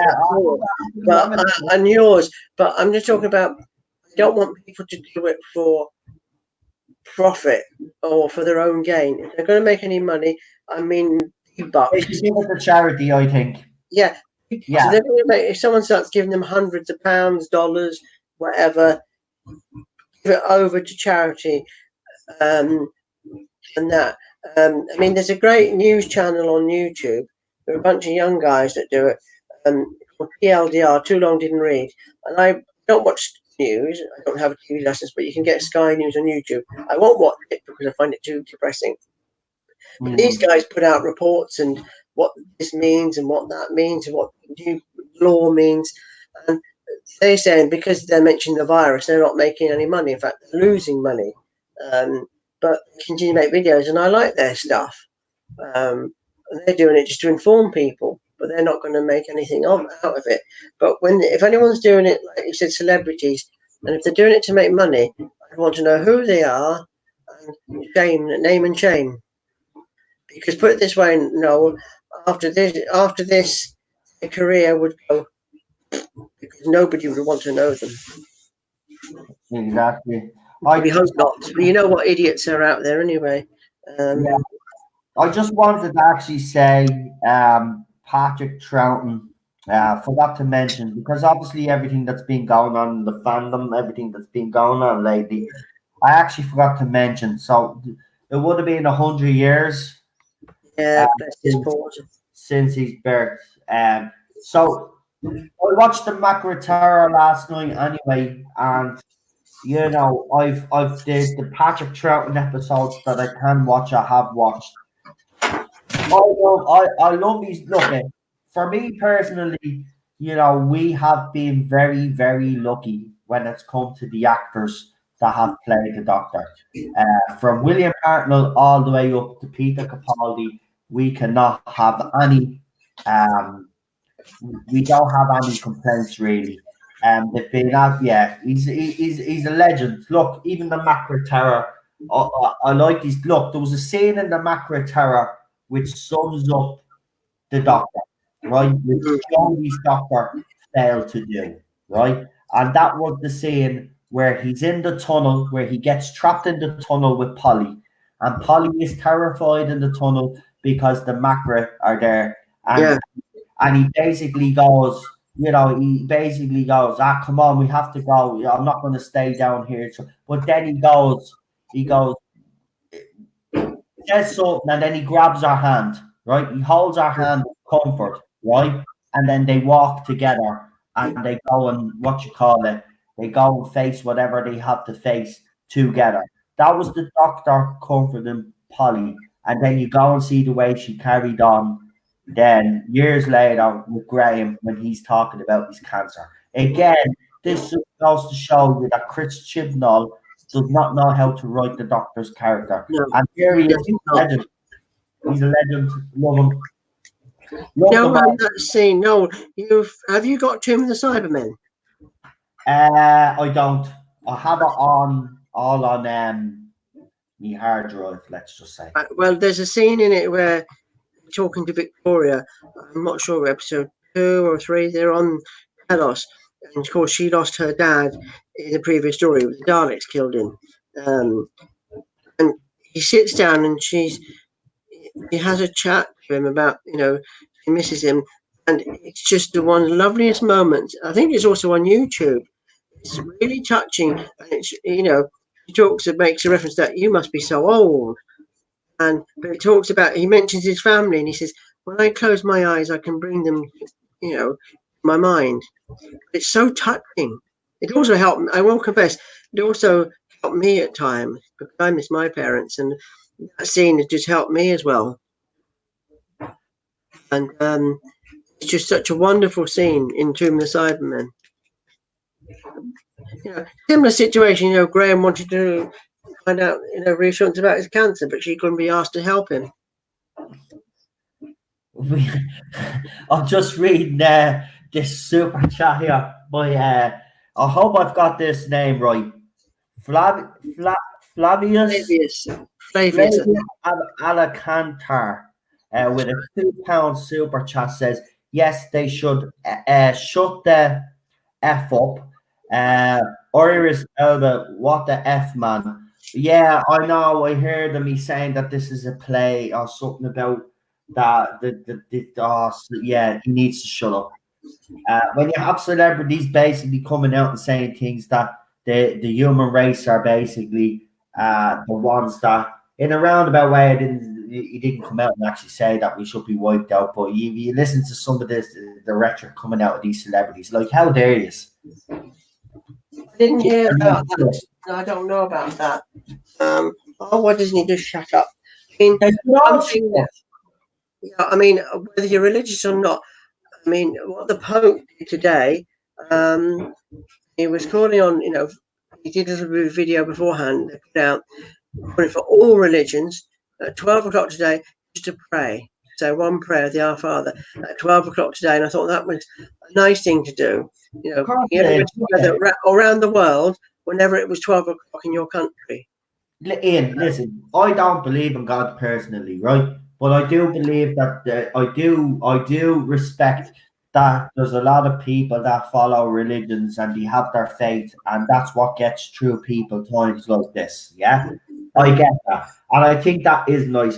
But when you've got a celebrity, an uneducated twat like Iris Elba coming out, what's he do? What did he do? I'm not aware of what has he done. You know, I'll get his tweet up actually, just to show you, because there's no point of trying to quote him. I'll just get the tweet up. Because I have no clue. I try to avoid these idiots. It'll just make it clearer, because it's just something about the human race being punished or some mad crap like that, like they're all saying. Oh, by the way, Noel, when you have a moment, I did send you 2 pictures on Twitter in a message you might like to put up on. I did while you were gone, of Pertwee and the cat. Yeah, you got them. That's good. Yeah, I put them up for them earlier on while you were gone. I don't know. You were off doing. I think you were checking on the cats actually. Yeah, I had to go and see her. She wanted her medication. Well, she wanted her treat. Always when she has some medication, she has a treat. So I had to go and see to her. Yeah, he likes to help me out when I do pictures. That one. But no, I don't know what's Elba. Some people have been saying Idris Elba would be a good doctor. Yeah, well, after what he said, now you can forget about it. Yeah. Well, look, I'm just sick of idiots, right? They just need to shut up. Talk about idiots. Guess who's gone quiet since the start of Spyfall? And he was coming out whinging there's not been a black doctor, Danny Henry. He went very quiet, didn't he? Yeah, he did. He said that. What did he say? He said that the doctor would never be black. Well, he would be kind of. As I said at the time, excuse me, he forgot he was the first black doctor, which is now canon, I suppose, under Chibnall's reign. Remember? Sarah was laughing because the president was on telly and he must have said something funny. No, I think you said the other day. What? KS Dyson to make ventilators. Oh, so I called it. Do you know what? No way. I knew that happened. See, so here, Dyson had come on the telly, right, for one of these fucking hair dryers or something it was, or his Hoover. And I was like, you think the government would be asking Mr. Dyson to feckin' or you think he'd just like stop producing these Hoovers and start making and it's just after being announced there that he's developing new bleeding ventilators. Yeah, they're gonna cost these are from Dyson, right? So they're gonna have this revolutionary battery thing in it. It's gonna cost about fucking $4,000 a pop. Right. Where is this? Where's this bloody tweet again that caused so much trouble? I'm on his profile now. He puts up a lot of rubbish. He's also got the corona himself. I do wish him the best of luck and I hope he gets well soon. But shut up talking shite.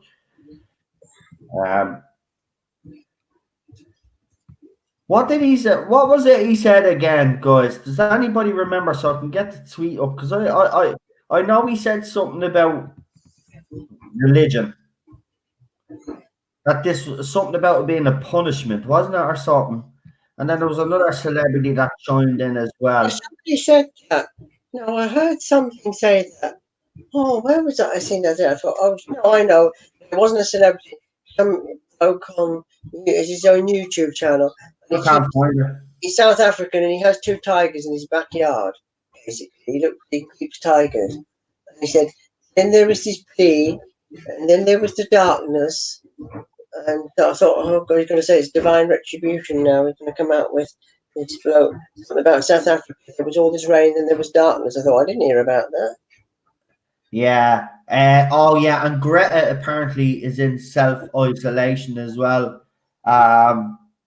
Which is probably a good thing considering what's happening. But I'm glad that we're not listening to her now, to be quite honest with you. She doesn't need to complain now because humans are staying home now. The rivers are all cleaning up. So you might as well go back home to Sweden or wherever you're from, yeah? Wait for the schools to open up and then go back and get yourself an education.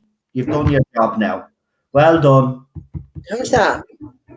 Greta, the one that goes around telling adults what to do about global warming. No, it's just no, they don't like her because she's Well, I don't like her because of her attitude. I don't like her because I've never. Do you know? I will confess, I've seen some things she's tweeted, but I've never heard her speak. That's the truth. By the way, when she is put under pressure, when she's not actually reading from a script, when she's actually asked questions, that's when our argument starts falling apart. It's actually quite telling. And the funny thing is, she's 16. She's 16. Yeah, now, she's 16. Now here's the thing. I don't mind. I'm glad. I'm glad there is a young person out there that wants to make the world a better place for us all. I've no problem with that. Right. The problem I have is she's 16 years of age. Right. She should be in school. Right. She's got another 2 years of school to go. If she wants to go when she's 18 and go around the whole world and preach to us about climate change, even though some of us out there, like myself, believe it's bullshit anyway, but if she wants to do it, she's entitled to do it. But right now, she's being used. She's a 16-year-old kid. She's being influenced by the people around her, and she's just reading off a script, right? When she's actually asked genuine questions, and the funny thing is these videos are up on YouTube for people to see, but because she has such a following, it's like everything else on YouTube. You see YouTubers out there that make fake videos, right? They pretend they're in a forest and there's people following them, those sort of things, or, you know, those unboxing videos where they pretend to get them off the dark web, but you know that they've actually put the box together themselves, but they make it all spooky, right? YouTube does nothing against those fakes, right? And leave them up. It's the same with these videos. These videos expose this girl, right? But the thing about it is because she has so much support, they're dismissed straight away. It doesn't matter. That's because the reporter was being too blah, blah, blah, blah. No, it's because everything that she reads is off a script. And then as soon as she goes off script, she's exposed. She doesn't have the numbers. She doesn't have the figures. She hasn't got a clue. Now, the reason why I have come down hard on this girl is because if I was 16 and I decided I wanted to do that, I would be arrested or my mother and father would be locked up for keeping me out of school, right? And all this homeschool, I don't care if she's being homeschooled. That's an excuse. Brainwashed anyway. That's why she's brainwashed. She should be put in a normal school. I don't believe in that homeschooling, to be quite honest with you. You should be leaving it to the educator to educate your children. End of. I don't always agree with what our teachers educate our kids with. I'll be back in a second, guys. No problem, man. Go ahead. But listen, at the end of the day, she's done her job now, right? She's alerted the world, right? She's done what she's had to do. Oh, by the way, have you noticed during this whole pandemic that the weather hasn't been out of sorts? It's strange, isn't it? Have you noticed that? The weather hasn't actually been out of sorts. It's kind of gone back to normal again, hasn't it? Yeah. Do you notice? Because there's less flights in the air. Yeah, chemtrails. You know, I know people don't believe in those chemtrails, but I'm telling you, man, it does the things. I've noticed little things as well. It's brilliant, it is. And I do agree with less humans around, and I mean walking around, I mean, you could see the plant life, you could see, you notice little things, the bees, the birds everywhere, animals that are just all over. So, after this pandemic, I don't think it'd be a bad idea as if humans, 5 days out of the week, we stayed home 2 nights of those weeks. We just stayed in, let nature have its 2 days. We can have the 5 days. I know it sounds stupid. People probably laugh at me for saying that, but that's the way I do it. Live in harmony with the world. Because it is amazing to see those pictures of lakes that have cleared up. Dolphins coming back to the shores of Italy. Obviously, because the boats and the ferries are not there. That's why. But again, it just goes to show you. You know what I mean. Like these little things actually make a difference. And there'll be a lot less, obviously, boats in the ocean as well as so. This thing, even though it's bad for us. At the end of the day, the earth right now is healing. It's a fact. It's healing. So Greta, go back to school. I'll go back to your home school. You don't need to be going around and saying, "How dare you?"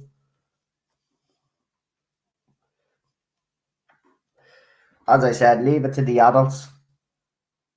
And if you say, "Oh, we left it to the adults before," well, we're in the adults now. It's the last generation before that, and the generation before that, and the generation before that, and the generation before that.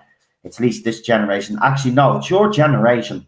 Actually, that's making all the pollution, because it's your generation that needs a computer in every classroom. It's your generation that need mobile phones and tablets. It's your generation that it's just your generation, right?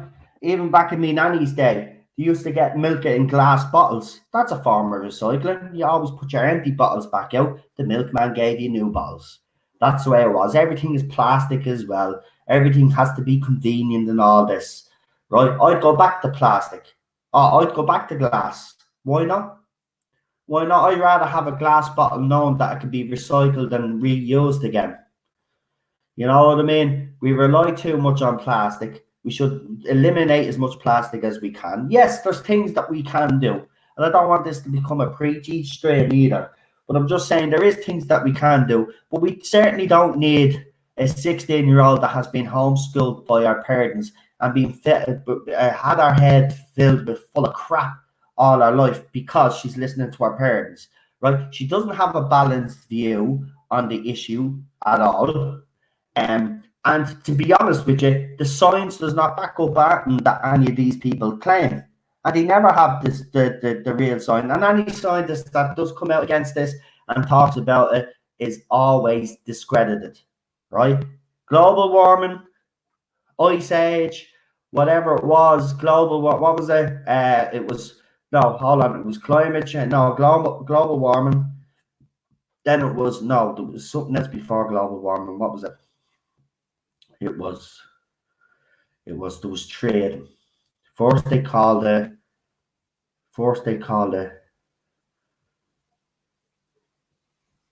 global warming, wasn't it? No. They global warming, then it was something else, and then it was climate change. Yeah, they've changed it every time. By the way, the oceans were, according to the experts back in 1990, Ireland should be underwater now. Well, Dublin should be anyway, at least. It was the ozone layer. That's right. Well, the ozone layer, they did prove, though.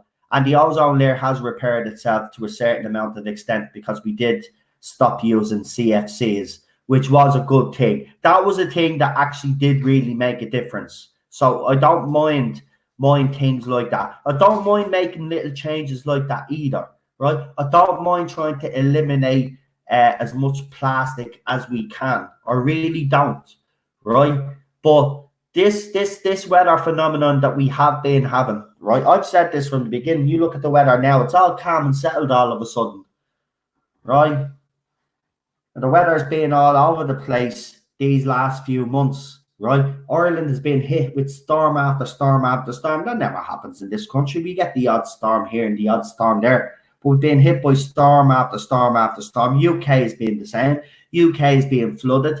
We've been flooded. We've had snow here. They've had snow in England as well when we had that big bout of snow a few years back. Do you know what I mean? This is all, look at this is natural, right? This happens. It may be accelerated by governments out there, but it's certainly, we're a small, minute thing. We don't make that much of it. We do. I'm not going to sit here and deny and say we don't contribute. We do, but it's a small, minuscule part of it. Trust me, this is natural. The weather just changes. We're coming into the next period now, whatever that is. But the weather will probably continue to get unpredictable. But it is quite amazing to me how the weather all of a sudden is kind of calm during this whole pandemic thing. We haven't had any storms or rain or. It's colder though. It will turn colder in the next few days. That's what they say, yeah. And apparently, I mean, the weather has this way. I think I'm a bit older than you. The weather has changed. I mean, put it this way: you talk about snow. We have not had any snow. We had a little bit of the wet snow mixed in with rain, but we haven't had any proper snow for a long time here. Some parts of the country have, like Scotland always gets it, but Manchester's not any now for a while. Yeah, Manchester doesn't get much, does it? We do have it. I mean, we've had white Christmases. We usually get it in like February, but nothing. The weather has changed. Anyway, something I wanted to say to you know. The other night you were chatting about the end of the world, correct? Yeah. I don't mean literally, I mean the Ninth Doctor story, right? Yeah. I've got a few action figures if you'd like to see them from that story. Yeah, that's fantastic. Actually, while you reminded me there, so this Sunday we actually have The Unquiet Dead. So guys, get watching Unquiet Dead. I'll tell you what I might do. I might do something because me and Cheryl are probably going to watch it before we actually come on. So what I might do is I might actually go live and do, not a watch along, because obviously you won't be able to watch along with me, but maybe I'll be able to talk through it, witches, and write a few comments in while we're watching it. Then we'll do the live panel directly after it. So if you want to do a kind of a watch along with me, like the way the BBC did it, right? But we'll do it when I say I'm putting on You Quiet Dead, the rest of you do. We'll get into the live chat there and we'll chat away. Yeah. Right, go ahead. Show us what you've got there in. Right, this is from The Unquiet Dead. Apart from the Ninth Doctor and Rose, we have Lady Cassandra. Yes. Moisturize me, the last human. Yeah. Now, is that the front of our body or is that the back of our body? That's the front there. You can see the face. Right. I don't know why, but it's funny because twice now in Doctor Who, a character has the same surname as me. He was Cassandra O'Brien, and now we have Graham O'Brien. Yeah, which some people are speculating is a relation, or could be the same person. Because think about it, right? Lady Cassandra wasn't always a woman. She was originally a boy. You know that? She says it to Rose. She says it to Rose. Yeah, when I used to play down there when I was a little boy. Lady Sandra was a little boy. Ah, there's the little spiders. Yeah. I like them. Little tripods. Yeah. I like And the world. we have one more. The Mox of I can never say his name. But yeah, he ends up dying. Yeah. I like the blue people. Got the steward, he was good. Yeah, the steward was good. Yeah. Blue. This is actually, I'm not sure. This one I'm not going to show you, but this is actually friction drive. You pull it back and it'll run along by itself. Ah, that's deadly, yeah. Yeah. That's from the end of the world. End of the world. Yeah. They did also a few figures for, I don't know whether people be spoilers, for the Unquiet Dead. They actually did one. Now, where is it now? It's one of my favourite ones because, actually, let me search you, because it's, the granny, the Celtic granny. The what? You know the old granny that comes back from the dead in the Unquiet Dead? Yeah. I think I've got her to hand. She's really good. Oh, yeah. She's going to see Charles Dickens. Yeah, that's the one. The great seal. Yeah, you have to watch The Unquiet Dead, right? So we'll do that. And if you are on for it, let me know. After this stream goes up, it'll be an hour after usually. Let me know in the comment section if you would like to watch the Unquiet. So we'll start at 7 because I think we start the panel at 8 or 9. I think it's 8. I'll find out after everybody. It'll either be a 7 o'clock start or an 8 o'clock start. We'll sit down and we'll watch The Unquiet Dead. Right? I will chat along, which is in the chat while we're watching, and then we will have the panel afterwards. It's at least that way. Then the guys that are not in the panel, you guys in the live chat will be part of it because we'll be watching it together, and then we'll be able to comment in the live chat together. So if you're around for that, let me know. And do us a favor, guys. As always, make sure you're still subscribed. Hit those hit the notification bell, because some people are telling me make sure you are still notified. Actually, because some people are telling me, and it's not just me now; it's other YouTubers as well. Apparently, we're not. People are not being notified of our videos. So just make sure you're also still subscribed as well, because that's another problem. Unfortunately, because of this whole bug thing, YouTube is on a skeleton crew, so YouTube we're not getting the same exposure as we have been. Actually, if you look for me videos from 2 weeks ago to now, it's quite startling. Actually, the amount of views that I'm actually down, believe it or not. Now they catch up. Now during the week, but it's because people are not being notified. It's obviously we're not being put in recommendations because people keep writing up on Twitter, why am I being recommended the Tardis Zone? He's a twat and stuff like that. So we do get recommended on YouTube, and that's not happening at the moment. So we need you guys more than ever. And thank you to everybody that has contributed as well with super chats. We really do appreciate it. And Ian has more stuff to show us now. Yeah, I'm just trying to get it ready. I see something with lights in. Would you like to turn off the light? You might get a better view of it. It's glow in the dark. I'm just trying to activate the glow in the dark. So I've got to I'll turn off the big light now. Little light. Right, let's have a look at this. Let's have a look. Right. Whoa, we can totally see blue. Do you see that, guys? See I don't know if you can. Let's try that. No, it's not going to work. It's kind of green. I don't know if you can see it. If I go in the dark, hang on. She is green, but it's very difficult to see. Hang on. It's because I can't. It's because the laptop is too bright. 1 minute. I've got an idea. I'll take a picture of it so you can see. Come on. Phone now won't work. Hang on. Put on the torch on the phone. If I just, shine the light on the luminous thing. And then I hope if I turn that off. Have a look.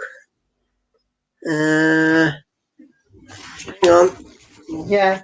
It's not really see it from over there. Ah, hang on. Oh, that looks good. Hang on a second. Give me a second. Give me one moment. Wow.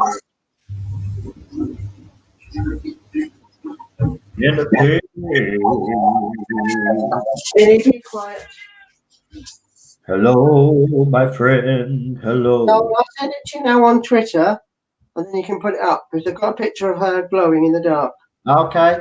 I just called to say hello. Love on the rocks. Ain't no big It's a tiny surprise. bit blurred, but I'll try it. I'll send you one. I'll just try it once more. Get a bit of a clearer picture. You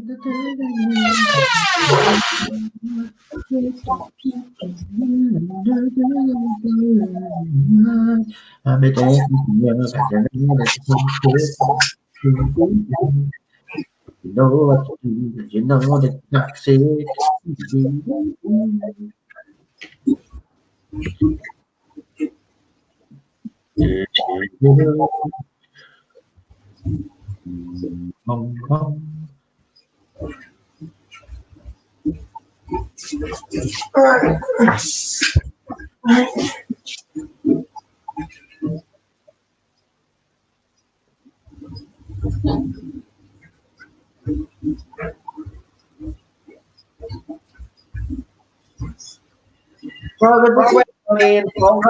I've sent you 3 altogether.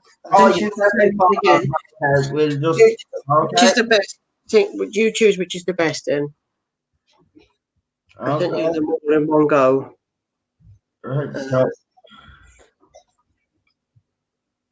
Right, have you sent them? Yeah, normal tweet I've done to you. Oh, you've sent them by normal tweet. I was looking in the messages. Okay. There they are. 3. Ignore the first one. 3 together, so choose it from them. It's not very clear because it's taken in the dark. Well, actually, it does look. No. You're saying it's not clear. It looks plenty clear to me. The first one is the best one. That first one's the best one. I have to say, this is pretty impressive, actually, for a toy. It just got shy the care and attention that they put into stuff like this.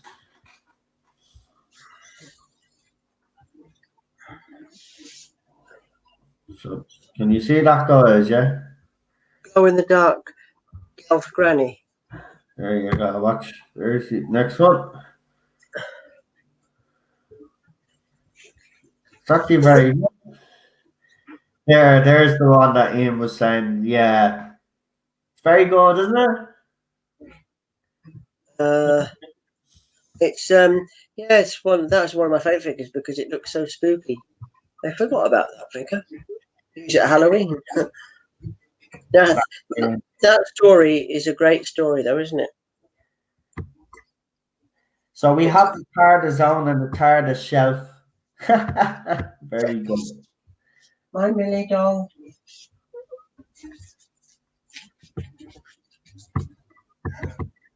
Where's the other bit gone? Hang on, Millie.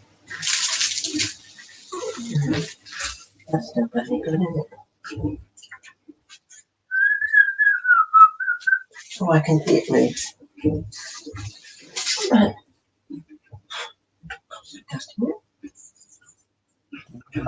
Just assembling another piece for you, Noel. No problem. No problem. Good runnings. Good runnings. This is not glow in the dark, but this is a nice piece. This was part of a collect and bill range, and I will just spoof it up here. Spoof it up, polish it up a bit. It's a bit dusty up there.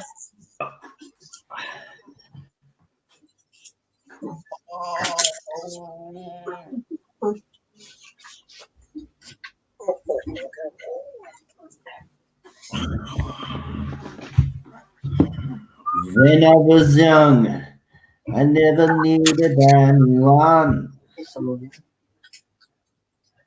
This won't take too long. I had Doctor Who, the Doctor Who. how did you learn how to do graphics, Noel? What do you mean? Well, your Tardis own videos and that. You know, you've got like the fancy titles and that when you want to put a news item up from that. Which I haven't got a clue how you would do them. Oh no, that's just I didn't produce the like the little intro videos that I do. Yeah, they're just stock videos that you can get. You know, I didn't create that myself. I'm not that unfortunately I'm not that when it comes to computers, I'm not that great. The other ones like when you do why don't you create your own intro? Pasta Salad created the intro for the channel, and then the little intros that I use myself and I put up my articles, that's just a stock video that you can get for free. So you can get different types of ones. I've used different types of ones before, but that's the one that I've stuck with using now. It's one of my favorites.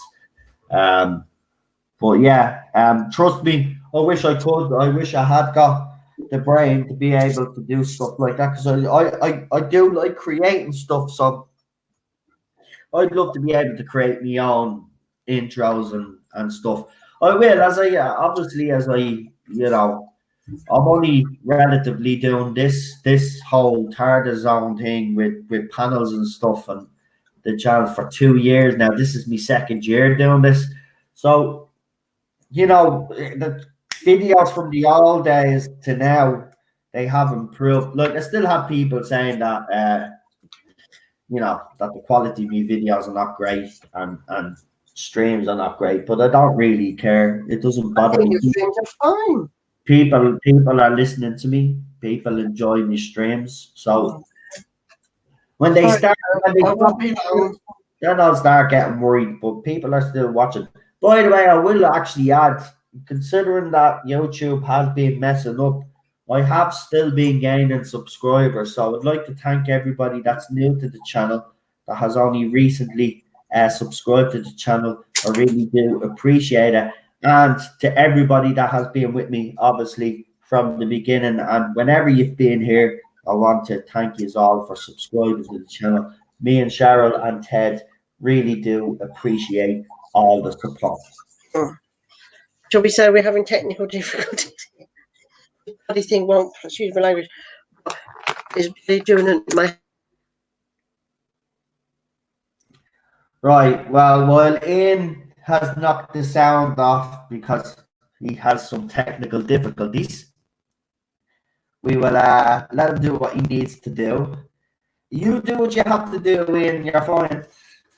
And then after Ian shows off whatever he wants to show off, we will end it there. I will have some videos tomorrow. What's tomorrow? Thursday. I might see if I can do a stream with Cheryl or something tomorrow. We might watch an episode of something for you and do something. I don't know. We'll see. Oh yeah. Actually, yeah, you will see. Yeah, I'll tell you what I'll do. What I'm gonna do on Sunday. So I'll come on, right?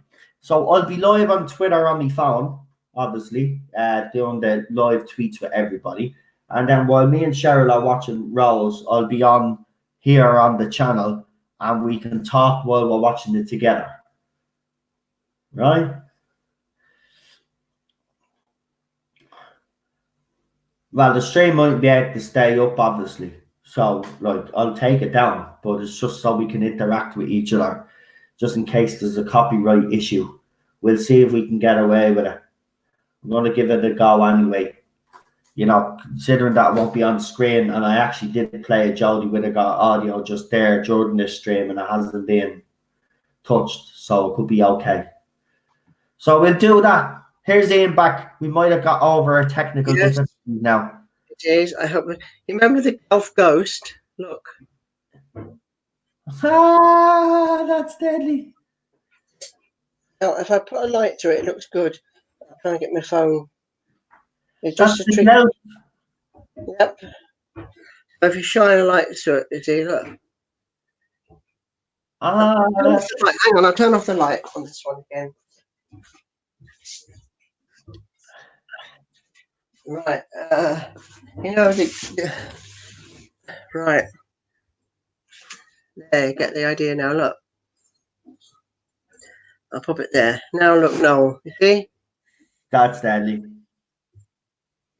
Yeah. That is brilliant. You can see the red light glowing off it. See the red flicker glowing off that? That's brilliant. Colin, I will let you know. What I'll do is, mate, I will go on a half an hour before the episode actually drops, because I think RTD is going to drop his pre-trailer thing a half an hour before it actually drops. So what I will do, actually, I'll go on a half an hour before he actually drops that. So I will send you I'll put the link up on all the Facebook groups that I'm on and on my Facebook page as well. And I'll also put it on a Messenger, as I always do. And also I'll put it up on Twitter. You can do some live streams on Twitter. But because my account is protected now, apparently I can't go live, which is ridiculous. You can't go live on Twitter live if your account is protected. So I will, but you can on StreamYard, but I haven't been able to get it up for some weird reason. Apparently StreamYard have told me I can. Well, you could stream on Twitter at the same time, and I was like, well, that would be brilliant, because like that's what have I got following me on Twitter, 200 and something. That'd be an extra 200 and something people. A few of them watching would be brilliant. But so now it goes up. We're dual streaming now anyway. We're on Facebook right now. So we're in the Tardis Zone official Facebook group. So hello everybody in the Tardis Zone official Facebook group if there's anybody watching. And we're also on YouTube now. Ian, is there anything else you'd like to add before we head off? And Chris has actually put your channel actually up as well. If you could put Ian's Twitter account up as well, actually, because it's worth, if you are fans of these merchandise, he does put up some photographs, and he puts up, I have to say, he's been using his time, even before the isolation period, though he was putting up little photographs of little scenes that he put together with his figures. So he does put stuff up, like the chair is all up, I have to say. So if you want to follow him on Twitter as well, I'm sure you wouldn't mind people following you on Twitter either, Ian. No, they can just follow away. They don't need to wait for my approval or anything like that. Tell me now, have you got a favourite classic Dalek story? Oh, my favourite classic Dalek story is Genesis.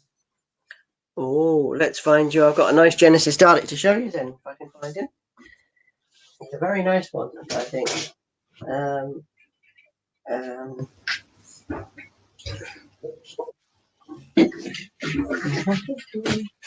Not take me long because I know where it will be.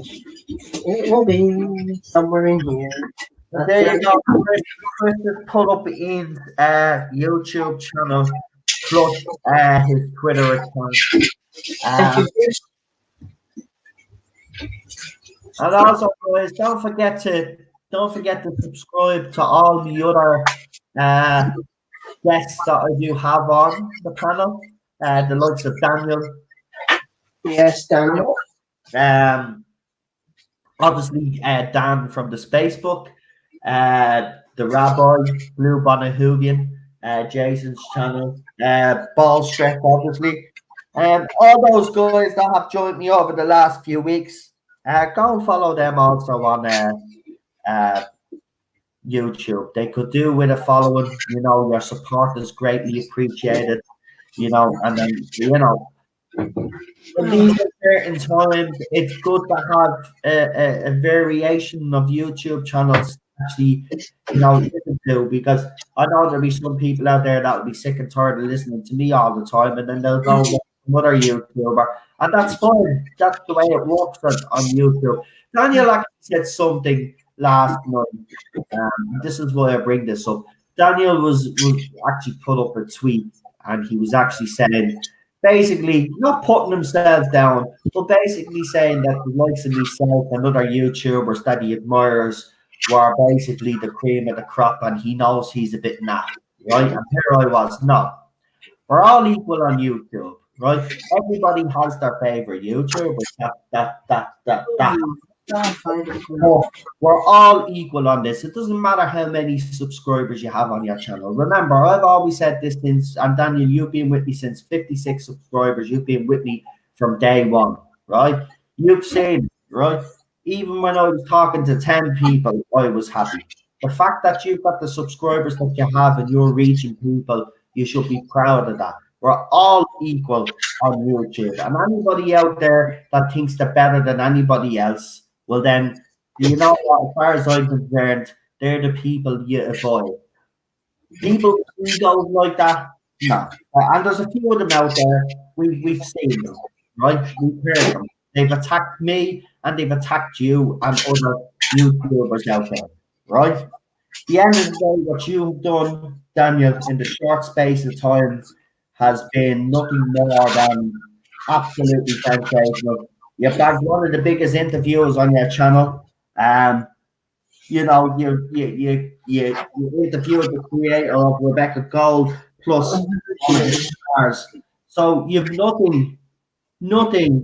So don't ever put yourself down. The reason why I encouraged you in the first place is because I knew you had a lot to say, and it's probably the best thing. And I will take credit for this, and I will. Right? The best thing I've ever done is encourage someone like you to go onto YouTube, because you've shown everybody out there that your opinions are not just valid, but you've got a lot of people that agree with you. And I knew you needed to set up your own YouTube channel because you needed to be able to get your own opinions out there. And I never regret that for 1 second. But those people that have slated you, those people that have been coming onto your streams and giving you grief, what message I would have, and I would say to you, is this. Remember, the reason why they attack you is because you're actually making a valid point, or you're making valid arguments, and they don't like that. So see it as people used to say to me, when trolls troll you, that's when you know you've made it. So the way you should look at it is, Daniel, welcome to YouTube, you've made it. And congratulations on everything you've achieved on your channel so far, and keep your chin up and don't let these idiots get the better of you. You're doing a great job. They're also, what I have found, recently on one of my videos, a very recent one, nothing to do with Jodie's era, something I looked at the other day. I had more dislikes than likes. I thought, what on earth? It's jealousy, I think, with me, because I've had, you're a fake fan, give back the toys. Yeah. You're a fake fan. I know. That's how ridiculous they are. That's why I'm saying, you know, it's just these people are just, you know, they're making a show of themselves. Really. Anyway, I'm sorry for the delay. I couldn't find this Dalek yet. I found it all the time, and I couldn't find it. Right. Anyway, remember in Genesis when we first see a Dalek with Davros and the Doctor's there as well, and he introduces the Dalek to all the scientists. Do you remember that scene? Yeah. And he had no gun. Look. Ah, deadly. I like that Dalek. Circle left, turn right. Then you remember what Nida does? Yeah, he picks up in my hand. Yes, he picks up the gun. Yeah, and he clicks it in. And then he goes. And there you have it. Look.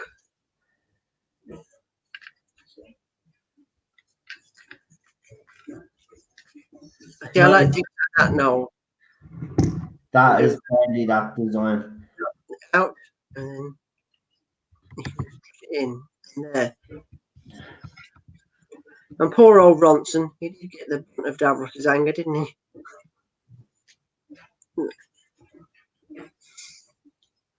And that is a Genesis Dalek. Nice one. That is a nice one. And I have one more Dalek to show you all. from the story I was watching earlier. You'll like this one. This is a rarity. It's not a 60s one, but it came out in 2013. I think I'll turn off the light for this one.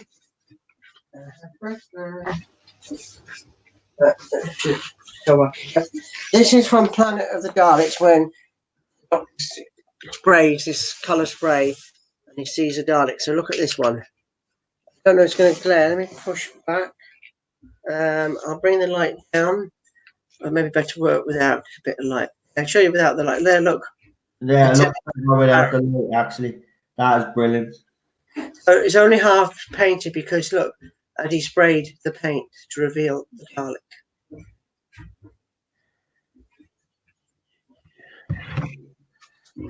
That is brilliant, isn't it? It looks a bit like the Chris Chibnall Dalek that he's bringing back, doesn't it? No, that abomination. Look, there in the daylight. That's brilliant. It's a normal Dalek, but it's totally black because the spray paint the Doctor put on it. And the stars, but I'm not that thing Chibnall's Dalek. I don't like that. That's terrible. One thing I'll say about that Dalek, though, the toy version looks better than it did on the telly. I haven't got the toy version yet. I need to order it while we're stuck indoors. Yeah, it does actually look. That is a good Dalek. I did a review the other day on YouTube of all the 60s ones. I got carried away because I didn't realise how many there were. There's more than I thought. But yeah, done some nice Daleks. They're done this way. Dalek collectors have been very happy with them.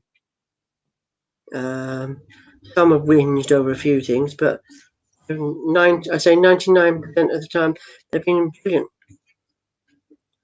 And there you go. What's your other Dalek story you like, or anybody's? Anyone else want to throw in the Dalek story? Let someone else in the chat, because you always ask me, and let's see if anybody else has anybody got a favorite. Because I always say Genesis because it is my favorite. But if anybody else has a different Dalek story, let me know. Yes, I have, but not. They're packed away. But yeah, I do have the Dapol Dalek. The Super John. Yep, I have them. I have quite a few of them. Red ones, gold, white and gold ones. There are quite a few of those Dapol ones, but they're not. I keep them boxed up, sealed in the box. Not in the original packaging, but I keep them. Victory of the Daleks. Yes, Crystal Bay. And Daniel wants Resurrection. Crystal, do you want to see an Ironside or a Paradigm or both? And Daniel wants to see Resurrection. Yep. So we have, right, I'll get them for you. Right.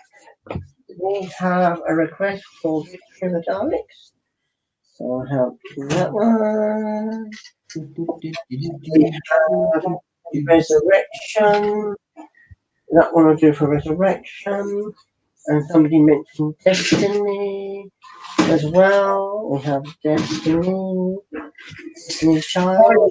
By the way, while he's doing that, if BBC America and Chris Chibnall do decide to do this Series 12 watch along because they're desperate, right? On the nights that the episodes do go live, we would like you to use the following hashtags: RIP Doctor Who or hashtag Cardinal First. Okay? These are the two hashtags that fans have been using lately, and these are the hashtags that seem to be trending a lot more lately. So that's what we want you on. If the BBC do decide to do this ridiculous watch along, and we think that after 541 it's a success, we won't use those hashtags. This is their way. Do not use the official Doctor Who hashtag, right? Don't use that. Use hashtag RIP Doctor Who or hashtag Cardinal First, or use both of them, whatever. Do not use that official hashtag, right? Let's remind the BBC.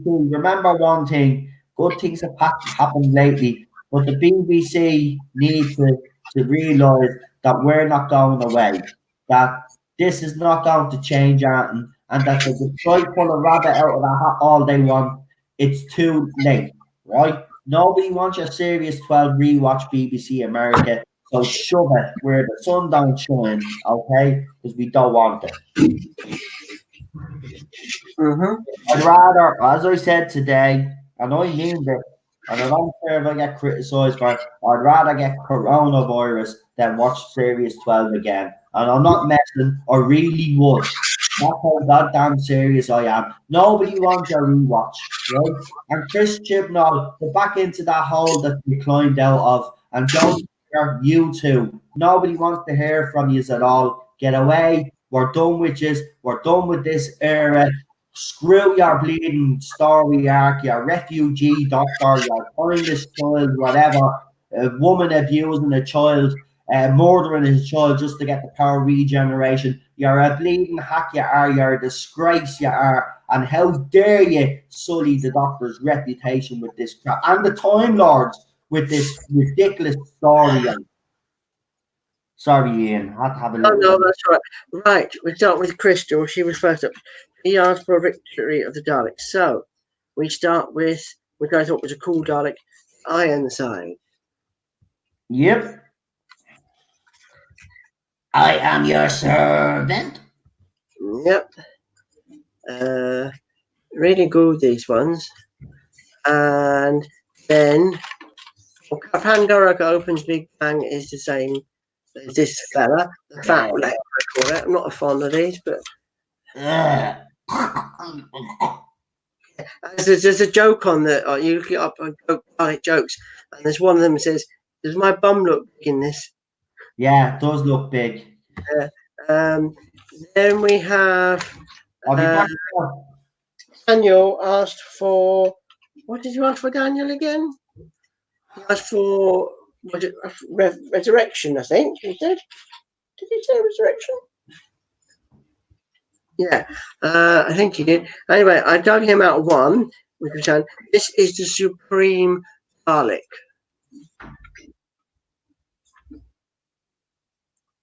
I really like that color scheme.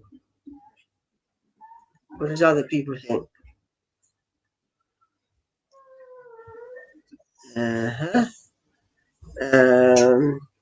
What else do we have? We had a request for revelation of the Daleks. We can do. What's next? Yep. Hang on. I have one more Dalek somewhere. Oh, there it is. Right. Remember in the Revelation there was two factions, Davros' Daleks and the Jaro Dalek. So there we have, look, the white and gold. And then we have Skaro Dalek.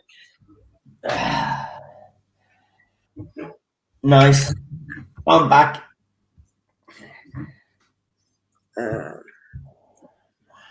And that was them. And we have Destiny was, oh yeah, Remembrance I think was one. It's a Remembrance Renegade. Yeah. Nice. Yeah, they redid this because the first one we just had painted on mesh. They re-released it with proper mesh, which looks really good. And then I have the white and gold ones. I'll show you them in a minute. I'll get swapped with those. Somebody asked about Destiny. There we have. Remember Destiny? With the bombs. I like them ones. Any more requests from anybody? I'm just going to put these back. So last request coming up. Renegade Daleks, yeah, Imperial. I'll show you guys some of the Remembrance ones then. That'll be these things. I know another one you'll like.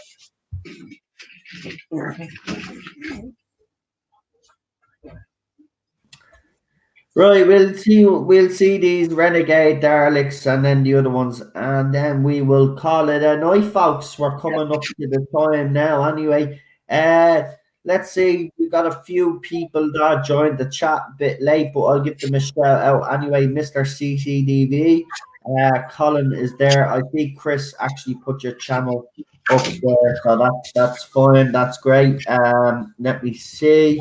Who else have we got? Crystal, welcome. And Crystal, thank you, by the way, because Crystal's been watching me FIFA streams along with a few other people. But Crystal has actually showed up every night.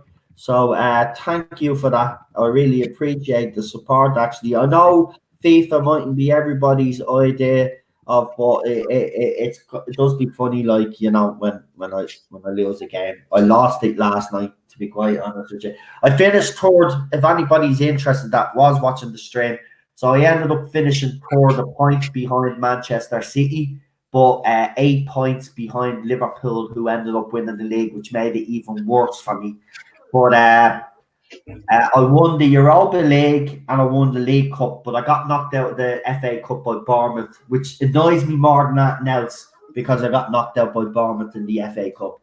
So I've started the new season now. I've brought in a couple of players for the second team that I think will make a difference because the second team was lacking cutting edge. I've already won my first league game of the season, and I've won the Super Cup against Manchester City, which I failed to beat last year, drew twice with them last year. So I've already started better this season than I have. So if you want to join me tonight, I will be doing FIFA again. If anybody wants to join me and actually watch me and come in the chat and have a little chat with me, because I do answer you while I'm playing. So if you want to come in, even for a half an hour or so, guys, you know, be nice to have a little bit support. I know some of you are not maybe into football, and maybe later on, if we get a bit of a chance, I know some of you like the zombies. You like me killing zombies because it reminds you of J-bots. So if you want me to kill a few zombies later on, I might do that as well. Right, Ian, go on, show us what you've got for the rest of the movement. The last one is Remembrance of the Daleks, the supreme Dalek belonging to the Renegade Dalek. I like them. It is the supreme one. I also have that one in 12 inches. Next, we have a couple from quite a few, actually, 1, 2, 4 Daleks from Remembrance. Now, these are a first release and the second release. So, see if you can spot the differences. So, which is first release on my left hand, and that one is on the later release on my right hand. Probably the other way around on the camera. Am I still on, guys? Because it's telling me. Still on. Are you sure? Because it's telling me I've lost internet connection. No, I can hear you, and your thing flashes as you talk. Sorry, because I replied back to Daniel, and Daniel has said, "Oh, there you go, it's come up now." So no, Daniel, I didn't play Celtic at all. We didn't get Celtic. I was in the Europa League, so you got knocked out pretty early. Yeah, I love them white Daleks. Do you know what? The old Dalek designs, I don't know what it is. I do like the Russell T ones, but I like the different. I like the white with the gold. I like the black ones as well. I like the kind of grey ones. I love these ones because these remind me of like Daleks evolving. They're kind of like solar panel type things on there now, middle bit. The difference is, if people are wondering what I was on about, is there's not just the color scheme is the same, but the guns on the first one are a bit more sturdy than these ones. These were a bit more flimsy, I found. The difference was just simply eye stalk. One is a smaller one, as you can see, and one is a bigger one. Yeah. Right? Just so that they could point down a little bit. But these ones can't really. That's these ones. Yep. They are very nice. And then we have another one. We have remember how the Daleks used it when they got blown up? No, look at that. That's deadly. That's very good. Now, this is a bit of creative license. Look at this. A mutant with a claw in it. Look at that. That's brilliant. You can have that you can have it strangling the Seventh Doctor. Right. That's brilliant, Darius. Right, Ted, I'm nearly finished, buddy. I'm nearly finished. That's Recognise this one, Noel? oh, yeah, that was it. Oh, shut up, Ted. That's the special weapons, darling. That's it, yeah. Yeah, that's deadly, Darius. Yeah. Oh, James, me leg. I don't know what's wrong with me, right? I had a pain in my lower back, right? Went to bed and I woke up, the pain in my lower back is gone, and now a pain is traveling down me bleeding. I think it is the way I sit. I need to sit on my sofa tonight. You need to get off and have a stretch out, Noel, I think. That's it. I need to do something, man. I need to do something because I tell you, I can't. Why can't Cheryl give you a massage? Yeah, that fine chance of that happening. You think I think agrees.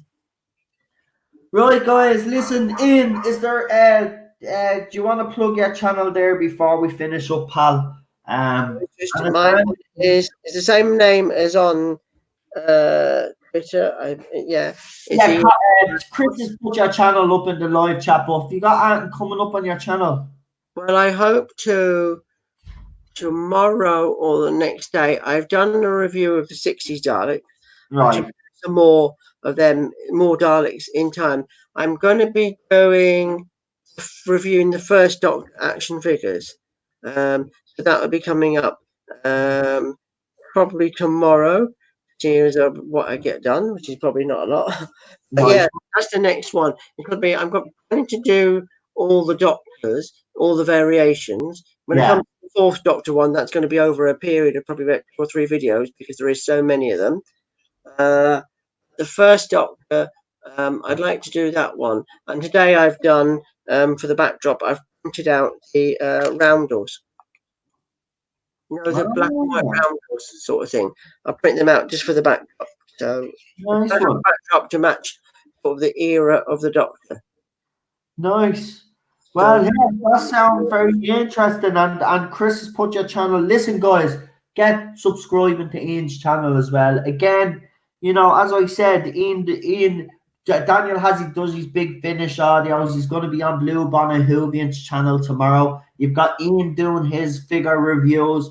You've got here also on the Tardis Zone doing a Series 1 review all the way up. We're going to continue after Series 1. We're into Series 2, Series 3, all the way up, right? We're going to keep going. This is the kind of content in that people want right now, though. So, you know, I'd encourage anybody, and come here, listen, guys, if there's any of you out there that haven't set up a YouTube channel yet and have been really thinking about it, and you might have Doctor Who figurines that the likes of Ian has, me, anybody, go and do a little video. You know, tell your little story. You know what I mean? That's what it's all about. Yeah, and people often say to me, "Oh, well, I haven't got as many as you. My collection is only."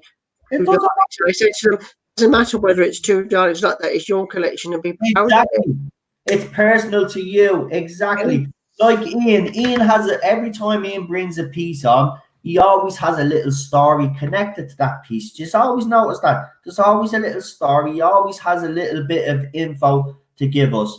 That's all you need to do. You know, you don't have to know everything. Just what this piece that you got, like for instance, those little pieces that I got that I showed you earlier on. I got them off a subscriber. So. Yeah. So, you know, I mean, that's my little story. And of course, I have them lined up now in front of the TV. Right now, they're lined up in front of the TV. So when I'm playing FIFA tonight, I'm going to be looking at all those Doctors. See, you know what I mean? And I've got my DVD collection as well. You know, but my collection was big as well. And of course, I moved all over. But again, it doesn't matter the size of your collection. It's the love of the show. People will see it in your face when you're talking about whatever you have. And I would encourage anybody out there. This is the time now, guys. You have a perfect opportunity now with people in self-isolation. I would actually say this is probably the best time for you to be setting up a YouTube channel right now. I just remembered one last thing. Talk about a story behind the figure, not a story about why there is two versions now. This version was released first. It came in a bin pack with the Seventh Doctor. This one. I'm not sure. I can't remember what year. It was probably maybe 2011, 12, something like that. And that came with Seventh Doctor. Then they did a set, which is actually really expensive to buy now. The Remembrance of the Dalek set, where you got I think you got this one, Special Weapons Dalek. You got the Black and Silver Dalek, Renegade Dalek as well in that set. So that was the second release in that one.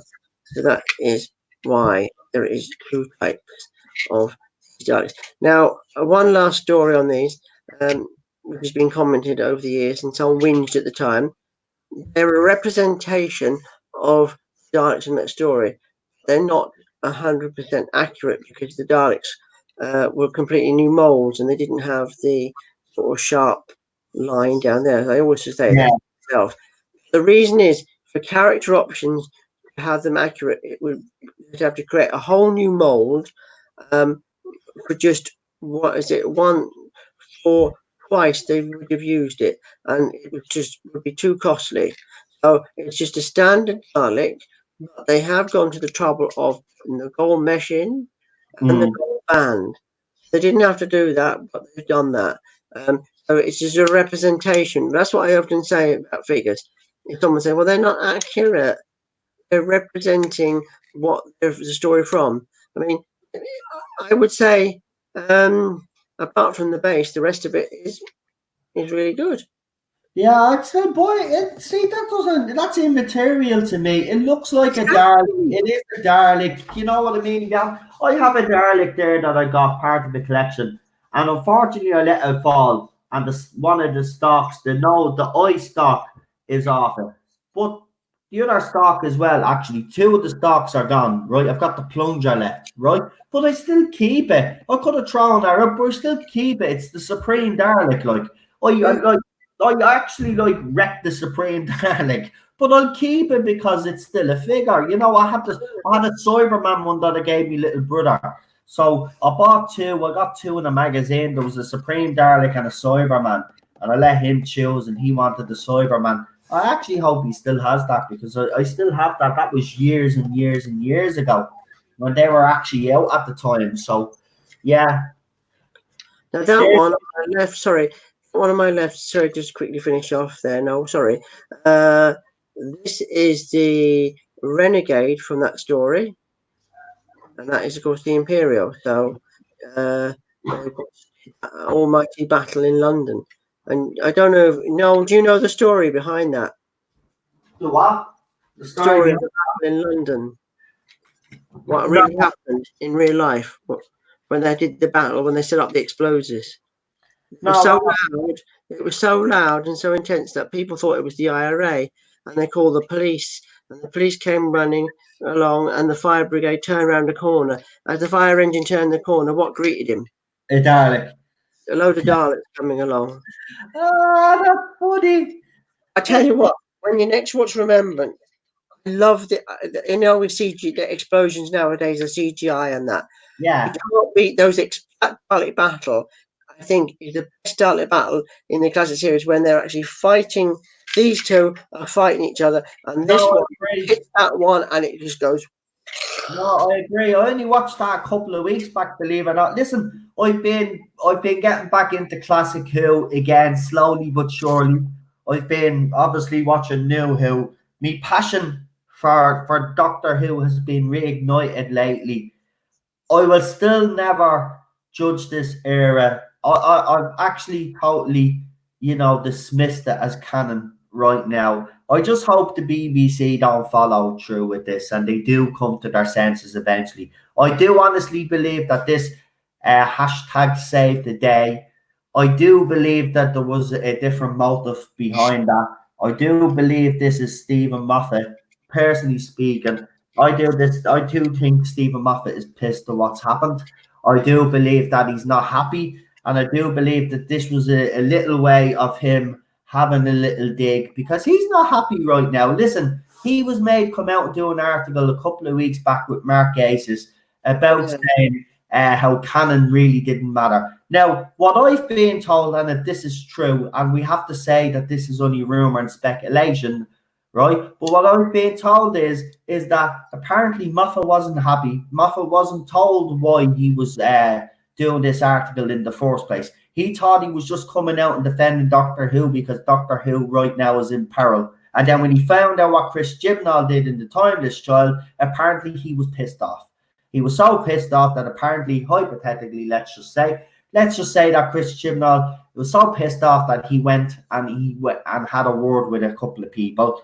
And this is why this is all came about. This is the start of a movement. Chris Chibnall is not going to survive. Trust me. There's just too many wheels in motion right now that tell me that man. And RTD is not coming back just because, it's this all. What I'm trying to say to you is this is not all happening by accident. This hasn't just happened organically. Let's just say. Well, have you noticed? No, I never thought of it until now. What you just said. Of all the comments on Save the Day and the Day of the Doctor, Chibnall hasn't said one word, has he? No, it was on his birthday as well. But hang on, the interesting thing is that this watch along happened on Chris Chibnall's birthday. Mm-hmm. Right now, again, I will say again, this everybody thinks that this was organic, and there's still some people out there that think this was organic. This was not organic. This was all organized, right? And there's power. Let's just say that there's forces behind the scenes that are not happy with what Chris Chibnall have done. Actually, I would go as far as to say that these people are so disgusted that there is, let's say, a power struggle going on behind the scenes. Chris Chibnall, as far as I'm concerned, I will be very surprised if we see him making an appearance for Series 13 because there's too many wheels in motion. RTD is not showing up for nothing either. And don't be surprised if Stephen Moffat makes a reappearance for the 11th hour for that anniversary. I think he might appear. You never know. He might join in the chat this weekend in some manner of speaking. Yeah. And not only that, Chris Chibnall now has decided to come out and do his own thing to make it look like that it's part of the plan. But it's not part of the plan. Chris Chibnall is basically being made a show of. This was all done on his birthday because, that's just it's not part of the plan because Emily Cook at DWM and obviously contacting Moffat.